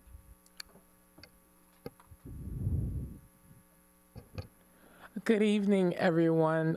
It's an honor to be here this evening. Thank you. My name is Kenya Lesperance, founder of Ed Solutions for All. I'm also an educator. I'm also an educational consultant. And lastly, I'm a school psychologist intern for Florida International University. I'm currently interning at Miami-Dade County Public Schools. I pretty much dedicated nearly a decade of serving exceptional and underrepresented students in Florida public schools. In every classroom and every meeting, including ESC meetings, I've learned that advocacy isn't just about policy, but it's also about presence. It's standing in the gap for children and families who don't always have the words, the knowledge, and the means to make their needs known. Through Education Solutions for All, I help families, educators, and students find clarity in that space by building understanding and creating actionable solutions so that their children can be successful in their learning environment. In 2015, Florida's statewide report that third grade reading proficiency is only 57%, and that's statewide. Fourth grade, they noticed there was a decline, a steady decline actually, where the average for National Assessment of Educational Progress in reading was a 225, and then it dropped this year to 218. So we do see a decline. Wow. This is why my work focuses on what I call the triangle effect, which is the powerful connection between between home, school, and community, helping the community understand multi-tiered support systems to help the total child at large. I also consult and educate parents and community partners on how to support their children's academic needs at home. I also help with the early identification process for children with disabilities by giving them the right services and the right form of access to interventions to help them. I also provide counseling services for children and adolescents, focusing on topics such as interventions for victimized youth, bullying, as well as future planning so that they're prepared for post-secondary success.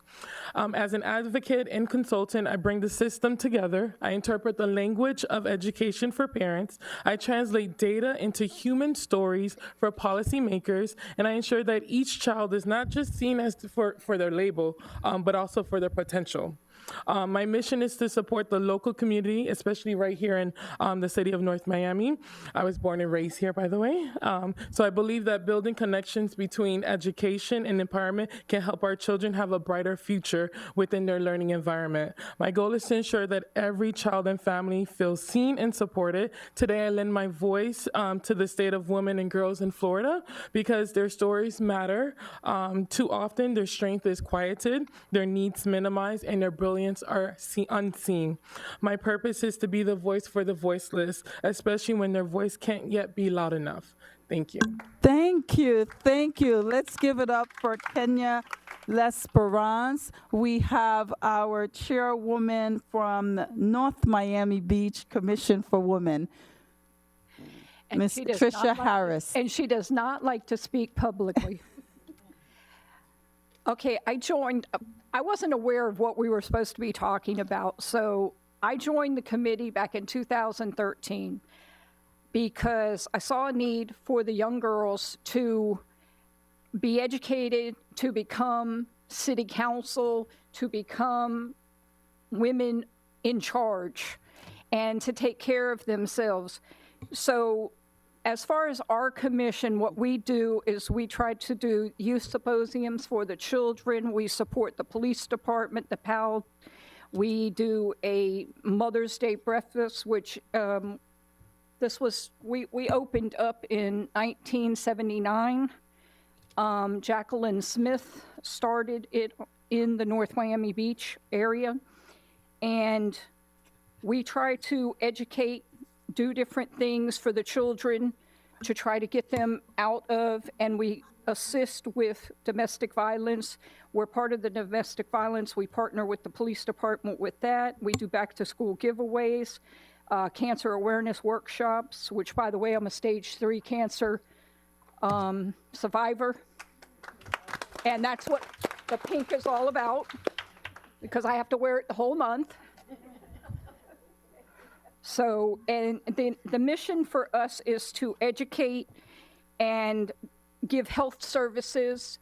And I did hear someone mention somewhere down the line, there's a vehicle that comes to the city of North Miami Beach. Their actual location is in Miami Gardens, on 8th Avenue and 183rd Street, but they have a mobile unit that comes to the city once a month, and it's for anyone that does not have insurance. And they do it right on the premises. And if you need something else, they will give you a reference to go to somewhere else if you do not have insurance, and it's covered. There's a different van that does mammogram. I'm not sure if they do the mammogram themselves, but this is the things that the city of North Miami Beach is doing. Some of the things that I've heard that you young ladies have come up here and said is unbelievable. I was not aware of some of the stuff that the young lady said and what you said, but put me on your list for fighting. I have a very large mouth, even though I do not like to speak in public. Thank you. Let's give it up for our chairwoman for North Miami Beach Commission for Women. Last but not least, we have Mr. Dave Burney, the Greater North Miami Chamber of Commerce. Don't forget Dr. Flo. Oh, I won't forget Dr. Floor. She sat down, that's why. Dr. Floor, if you can please come to this podium. If there's anyone still who has not yet spoken, please stay in the middle aisle so I can see you, and please move to the podium as the speakers move. Mr. Dave Burney. Bonsoir. Bonsoir. Good evening, everybody. I'm Dave Burney, chairman of the Greater North Miami Chamber. We are host to the first Women's Business Center in Miami-Dade County and Monroe County by the SBA. The closest one is Delray Beach, Jacksonville, Melbourne. You guys know the Jacksonville Chamber's host of the Women's Business Center in Jacksonville that's been open 20 years, and we are less than a year old, so I'll go into my thing. We've recently launched the Business Center Miami, which has been designated by the SBA as the official Women's Business Center for Miami-Dade and Monroe counties. Our mission isn't to duplicate what anyone else is already doing. It's to complement and support women who are still in the idea or early stage of business. Our approach is very hands-on. The theme we lead with is turn your business idea into action. We help women define and strengthen their business concept, identify their customers and market potential, develop practical goals and milestones, organize operations and resources, build confidence, and create an actionable plan. What makes it different is its real practical support. Our sessions are conversational, interactive, and designed to help women make measurable progress, step by step, from concept to cash flow. And most importantly, we want to collaborate with other chambers and organizations. If you have women in your networks who are just getting started or looking for extra guidance, send them our way. Likewise, we want to learn about your programs so we can amplify and align with. We'd love to partner. We have 2 locations, one at our location we've had since 1947 at 13100 West Dixie Highway, next to the North Miami High School and the North Miami Library, and our new location next to Whole Foods on 123rd and 16th, the former Truist Bank. We have 29 parking spaces, and that will be available for evening and weekend appointments to better serve women who can't meet during the week because of family work and other commitments. Check us out at thebusinesscentermiami.org, and thank you to the Commission for Women for all you do. Thank you. Thank you so very much. Last but not least, we have Dr. Flor Lendo Latortue, Executive Director for IADOP, and actually the first Haitian American woman to sit on the Florida Commission on the Status of Women. Please, Dr. Flor. When you are caught off guard and think that you are last, in reality you are first. And when you are first, you are not first for numbers. You need to be a connector. I'm Dr. Marie Flor Lendo Latortue, Candice, Belinda, and Dr. Kosha. Welcome to North Miami. In 2000, when appointed by Governor Jeb Bush to the Florida Commission on the Statute of Women, we decided that going to each of the counties that we will leave an impact. Then we make sure that in each counties that we visited, and this is my advice for you because Kelly Skiba is still there, and Michelle Manning, tell them that you met Dr. Flor. Then as the first Haitian woman, then I'm the one who created the Public Policy Initiative. Then once I've done it, I left it as a tool for you guys to benefit from today, and I want to applaud you ladies for the work. I will be remiss to not leave the facts speak for themselves. I pass the baton to Monica Russo. Monica Russo has been a pillar in sharing the work of Laura Maria. We would go and create the Women Commission in North Miami Beach, and we could not live here without acknowledging Kathleen Joachim, and who was with me when we created it. It's Luckenzie Pierre. That's right. Then we want to be remembered as connectors. While we are here today, we want to also acknowledge Marie-Hélène Steril, because we work with her and the month of March, that is also Social Work Awareness Month, and bringing Women Month. And also acknowledge our councilwoman, Marie-Estime Irvin, to continue the tradition and create the labor of those ladies here working here today. And you need to clap for them. What I promised to do is to call tomorrow and make a recommendation for one of them to be appointed by the governor. I know the process. I will not say who I will recommend, but I will make that happen. And I will continue working with you. You can just take my number, which is 305 308 2889. Belinda is good. 2889. We will work on that recommendation as there is the opening and see if we work with the governor to appoint one of them. That will be action and not word. Also, October, aside from Breast Awareness Month, and we want to acknowledge Dr. Lumana Joseph, who did an excellent work yesterday with the Lumana Foundation. We want to acknowledge that.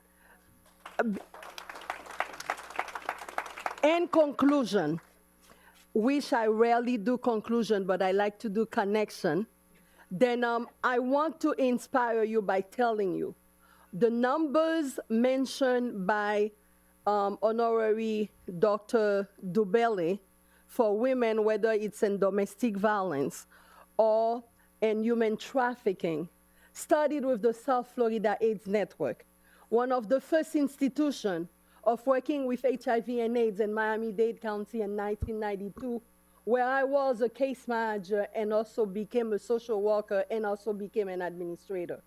Those numbers today of women leading HIV and AIDS in 2025, 33 years later, has been first since 1992. I want to leave you reflecting on that and let you know, yes, that the Commission of Women had knock on doors and do outreach to help reduce those numbers, have done that throughout the years, and we commend Honorary Dr. Dubelli for bringing those facts and commend him for his work. And also acknowledge with the Commission of Women the few men present in the room tonight for doing the work with us. Because we women, we cannot do it without the men who understand that we are not women without a man by our side. Thank you. Thank you so very much, Dr. Flor Lindor Latorture.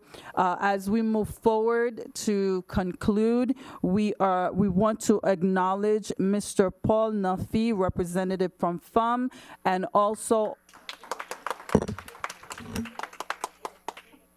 and Dr. Lumana Joseph from the Lumana Foundation. Thank you so very much. New business. Proposal, annual Miami-Dade Women's Leadership Summit, presented by Dr. Naomi Esther Blemire. The North Miami Commission for Women proposes hosting an annual Miami-Dade Commission for Women Summit, uniting women leaders across the county to strengthen partnerships and share best practices, highlight innovative community initiatives, identify shared challenges and collaborative solutions, empower women to lead and serve more effectively. Purpose, to create a unified space where city, county, and community leaders collaborate on advancing equity, leadership, and opportunity for women and girls across Miami-Dade County. Proposed timeline, spring of 2026. Proposed partners, you all sitting here today.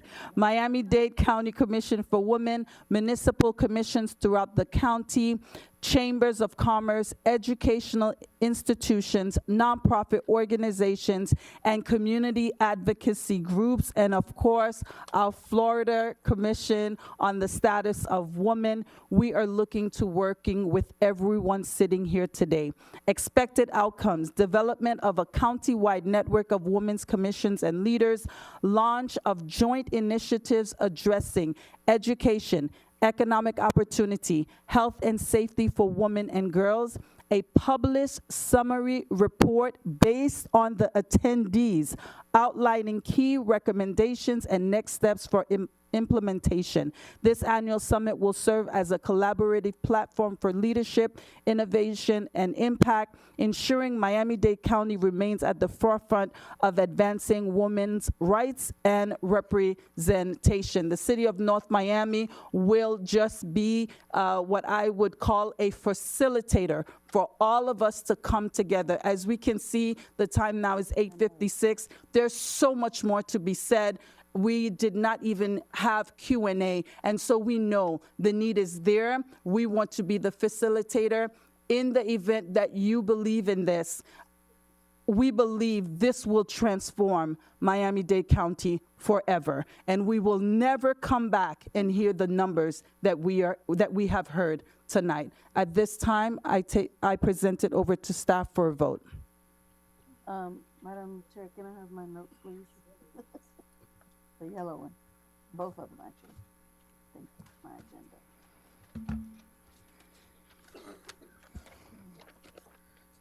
Can I have a motion? Dr. Blemire, sorry, a motion for approve for the proposal of the annual Miami-Dade Women's Leadership Summit. Do we have a second? I second. Okay, so motion made by Dr. Blemire, seconded by Dr. Etienne. Claudia Pazmino. I approve. I vote for yes. Yeah. Faraja Lafortune. I approve. Dr. Blemire. Yes.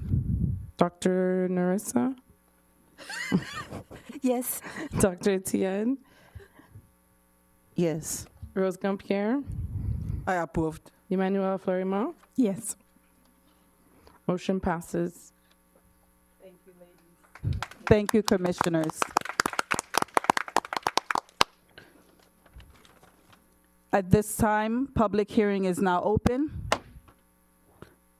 I'm not sure if this is appropriate, but I did receive a text from the president of the Haitian American Nurses Association apologizing for not being able to be here this evening, but asked me to give the regards to the commission and the public that the Haitian American Nurses Association is a 501c3 not-for-profit organization that empowers Unite Nurses. It's a membership organization, and how they will help the city is to collaborate and educate the young girls on health preventative measures, and of course, mentorship opportunities.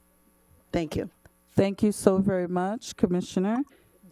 Public hearing is still open. Madam Chair, I would like to acknowledge Dr. Kaiser. The last time I saw you was in 2023 at the Florida Commission, and I was one of the awardees for the Community of Spirit Award. And I just want to say thank you for your hospitality. That meeting really opened our eyes, and this is what we bring. And I was very grateful to see our chairwoman had an opportunity to partake in Tallahassee, because it's important for us to unite as women. As you stated, together we will be stronger to help women in the state of Florida. So thank you for being here. Thank you for allowing your university to support us, and thank you to everyone. Good evening, everyone. Good evening. It's such a privilege for me to be here. Thank you for the invite. As you all were speaking tonight, I can concur with all the information given. As a survivor of domestic violence, human trafficking, and sexual abuse, it is with great honor for me to stand as a victor, like you said, Dr. Hidalgo, as a nursing student, to know that even in the midst of it all, I am not in Dade County anymore, but I am in Broward County. And yes, as a single mom to a 9-year-old, it is very terrifying to know that I have to work 3 jobs to cover my cost of living and to take care of a special needs child. So it just so happened that today I needed to hear this again to push myself harder and continue to connect with Global Innovative Foundation, with Survivor Pathways, and with the Commission of Women. I am open. I know that my schedules are like tight, but I am willing to connect, like Dr. Flor says, to be a connector and to helping. One thing that I can say, the reason why a lot of these things happen is because no one is listening. And not no one is listening, but imagine a single mom who have daughters. I don't have a daughter, I have a son, but it can happen to a boy too. And they're working. Who's there to watch them? Who's there listening? So there's a lot of things happening.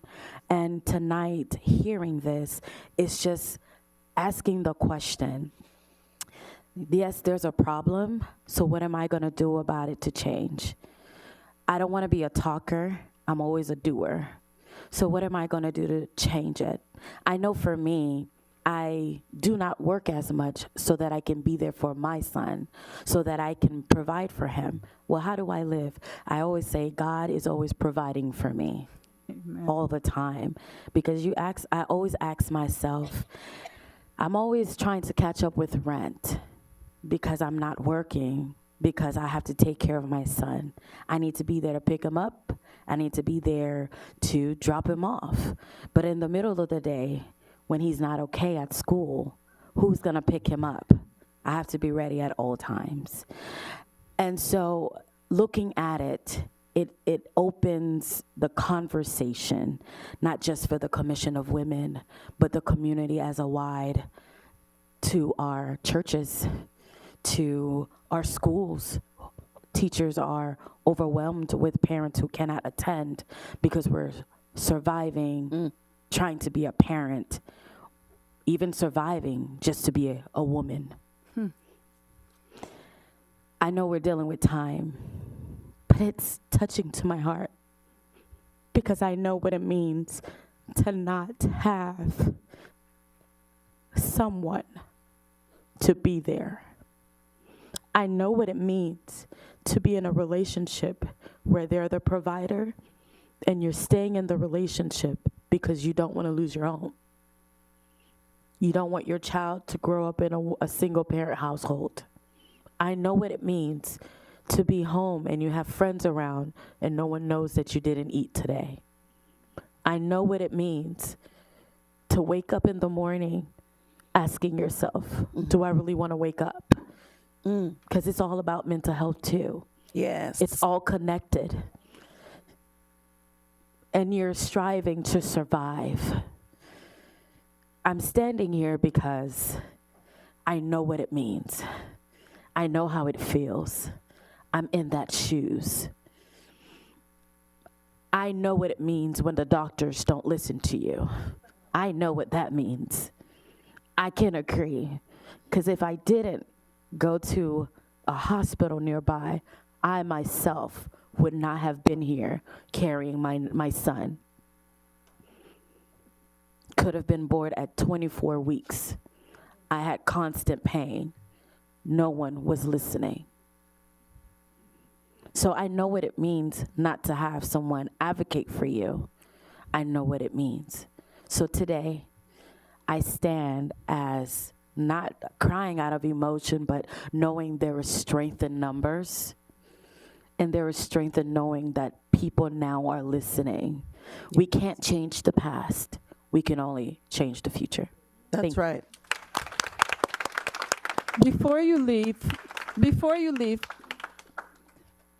as a community, if there was one thing we can do tomorrow to help you, what would that be? Yeah, it would be more than one, but for me, it would be finance. Economic, yeah, because money. Or a job opportunity that gives you flexibility. Correct. Okay. Correct. Because if you look at it, money, we may not say, money is the foundation of a lot of things. Mm-hmm. The living, the feeding, and not having someone to have power over you. You know, so it's also, it's economic, yes. Thank you. Thank you so very much. Madam Chair, may I? 1 second. Let's just have her and then. No, I have to tell her something. 1 before you second. give it to her. No, let her speak so we can close okay. the public hearing and then. Good evening. Good evening. Good evening. It's truly a privilege and inspiration to be among you all as a young lady myself. My name is Nahisa Jean Lewis, and I'm currently a junior at Cristo Rey Miami High School. I myself am not an organization, but through my school, I want to uplift and help my community thrive as it has poured so much into me. My community event will be a community event that nourishes and provides for those who don't know about the services that our beautiful city has to provide, whether it's governmental or non-governmental assistance. We also want to give Thanksgiving essentials for that day because, as shown tonight, there's devastating data that this event could mitigate and just take off the load of so many families, especially women, single women out there that are going through so much. This event is dear to me and very personal, as I have gone through most of the data shown presented here tonight. My mom is a single mother, and with that, I have developed much character. She's always taught me that I need to honor and be proud of where I come from before I go on to new things in life. And this is what I want to do through this event. So although I am not an organization myself, I ask for your support in all the organizations here today to make this event a success for not only the community, but the women in this beautiful city, so we can build each other up instead of growing separately. Oh, thank you. Thank you so very much. Good job. When is the event? Hi, I'm Madison Pierre, and I go to Palmer Trinity School. And I have and right now I have a question that says, how can teens like me and other girls at my school work with these organizations to improve care? Because my mom is single and she needs, and sometimes even ladies her age need to improve care. So that's my question. Thank you. Great question. We're going to have our Commissioner Faraja speak specific to that because we do have a mentorship program for women of all ages. Commissioner? Good evening. How are you? I'm fine, and you? Doing well, thank you. I just want to say that I'm very proud of you and of the young lady who spoke earlier. You guys are giving me hope for the future. You show me that we do have a bright future, us as women. And, please keep up the good work. We do have a mentorship program that's supposed to start very soon. And the aim of this program is to educate, is to strengthen, it's to pretty much provide all the services that the women in this city need in order to thrive. So please stay tuned to our next meetings because we will give dates for when it's going to launch, but we will treat many different topics going from financial literacy to healthcare to everything that pertains to us as women and young girls like you that will help for you to live, survive, and thrive, okay? So please keep watching or keep attending our meetings, and then we will provide more information on that. Is that okay? Yes, thank you. Okay, thank you. Thank you, Commissioner. Public hearing is now closed. At this time, we're going to open the floor with Commissioner Florimond that wanted to make a statement. Commissioner Florimond, you're recognized. Thank you, Madam Chair. As a public servant, as a mental health counselor, I understand you. And my service is to help people like you that we've been doing for the past 10 years. Please call me after, and I'm not gonna be able to solve all your problems, but you're gonna be part of MJD Wellness and Community Center agenda. I'm not gonna say everything gonna close, you're not gonna complain, no, but at least we will put food on your table. You will have healthcare services with or without insurance. That's what I promised. Thank you. At this time, commissioners, please keep it down to 1 minute. We're going to start. Commissioner Pazmino. Once again, I want to thank everybody for attending, especially the gentlemen.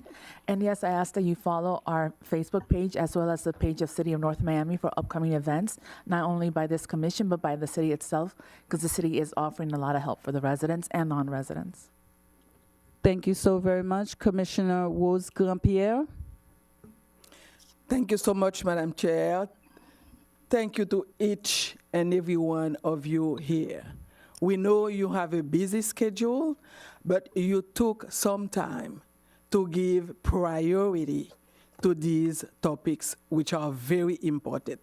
Thank you, Madam Councilwoman, for this initiative to put together women and girls in North Miami to serve the community of the beautiful city of North Miami. I am glad that Dr. Concha brought 3 topics or 3 subtitles, I would say. Economic security, health, which include mental health, which is very important to me, and domestic violence. Those 3, they go hand in hand. Yep. If you don't have financial security, you don't have health in the household, of course, the outcome will be domestic violence, either verbally or physically. So therefore, we need to work on each one of them separately, put them together as well, so that we have a positive outcome, not only for one woman, but for the entire household, and of course, the entire city and the entire nation. Thank you so much for your help. Thank you. Commissioner Florimond. Oh. I am very glad to meet you, Dr. Kaiser. I'm one of your students. I'm doing my MBA. Thank you. In healthcare, even I have a bachelor in psychology. I'm a doctor in Dominican Republic, but since I'm doing, the organization is growing too much, I don't have the business capacity, so I choose your school to be, to educate me, so my specialty will be healthcare management. One thing that I want to say, I remember when I was in school, I did my internship. I'm gonna take 1 minute more, please. One lady died, a friend of me, when she was giving birth. And that day until today, I said, if I'm gonna be a doctor, I cannot be a good doctor. I'm gonna leave med school. The baby passed away because she didn't have money, but it was in Haiti at that time. She didn't have money to buy a glove. So in my school, every Friday, I was in school in DR and then go do my practice in Haiti. So I collect money from every student, everyone that passed by the big door. So for me to buy stuff so I can bring to Haiti to help those women in need. And hearing that from you today, that's giving more strength to fight for healthcare, because I am the founder and CEO of MJD Wellness and Community Center. We provide social services, food, and healthcare. And we are a 340B entity that provide medication and testing, treatment to the HIV patient in this city, in Miami-Dade and Homestead, Immokalee. So hearing that tonight make us understand, as a healthcare provider, Dr. Etienne is one of them, we need to fight. Not only talking, because it's beautiful, talk. What is the next action after when you leave this room? We need to make sure that they hear from us. We don't need that in the hospital, because our father of medicine never write a word who said we need to treat the white one, the Hispanic one different. We need to treat people equal. That's what I heard. I learned at school. But please, I don't have your voice because I have too much work to do. But you can talk to the governor or talk to other people, go talk. And then me, I'm here to do the work. And we have a lot of other organizations that are here to do the work, and we're gonna continue doing it. This needs to be end. No more people dying because of color or because of healthcare. There is one thing that I would love you to address, is healthcare. The Obamacare, they call affordable care, it's not working, because if you don't have an income, I talk about that with several state representatives from the state of Florida. If they are not working, they cannot have it. I'm sorry, Madam Chair. This is healthcare, this is my passion. Yeah, but we have to. I did something last 30 year. seconds. Yes, sir. So I said, you know what, I'm gonna cut my health insurance to see. And then out of nowhere, I get sick. I'm very allergic, and then I have an allergic reaction. I went to the hospital for one night. They charged me $43,000. So now I realize, when I tell someone you have to go to the hospital, they call me Manu in the community. Manu, how I'm gonna pay that bill? Now I understand. So we need to work on the affordable care to make that care affordable, because in Canada, people go to the hospital for free. We are United States of America. We have to fight for everybody to have health care insurance. Thank you so much, and I'm sorry. Thank you so very much. Please stick to the 1 minute. No. Commissioner Dr. Etienne, please, 1 minute. You are asking the professor. We to have stick a to 1 great minute. reception for you. Please don't leave. We're literally 5 minutes away. Dr. Etienne. Thank you, Madam Chair. Thank you to everyone for attending tonight. Thank you, Dr. Concha, for sharing the data. When the question, thank you. Let's give her a round of applause. Yeah. When the question was, what are some of the factors that contribute to maternal death? And you paused, and everybody was like, wow. Well, I can tell you from experience, my cousin was nine months, and both her and the baby died last November. And so, to answer your question to everybody, when we look at the data, we know that structural racism and implicit bias is happening in healthcare, whether it's delayed diagnosis, whether it's inadequate care or dismissive care, the disparity exists, whether we have poor quality care. So one of the things that we notice is that the chronic conditions that, such as the hypertension, the diabetes, cardiovascular disease, that are comorbidities that are amplify, that are increasing the risk of these complications. Those are the things we're not talking about. Last month at a meeting here, I proposed a policy, and the policy is on women's health equity and preventative initiative. And the proposal was presented to the board. It was unanimously voted, and I was asked to bring a budget for tonight's discussion. But because we had such a lengthy agenda, we did not get a chance to look at the budget and who we can partner with. So I'm hoping that that item will be on the agenda next meeting, so and I'm inviting all of you to come back to hear this, because I want you to be part of the solution. And so it's so funny that everything you ask, everything you said tonight were the 3 items that were outlined in my proposal. Guess what they were? High uninsured rate and limited access to care, chronic disease burden, and maternal and reproductive health care access. So, Councilwoman, this proposal will come to your desk with the mayor and council, and the budget is going to be very stiff, and I'm going to need your council and the city manager and everyone in the city to make this happen, because we are going to stop talking. We're going to take action. Okay? And that's what I'm proposing. Thank you. Thank you so very much. Commissioner Etienne, Commissioner Glickman. Thank you everyone for coming. I'm happy to be here to meet all the guests. That this is the most I ever seen. And I want to thank you, the Women Club representing District 11.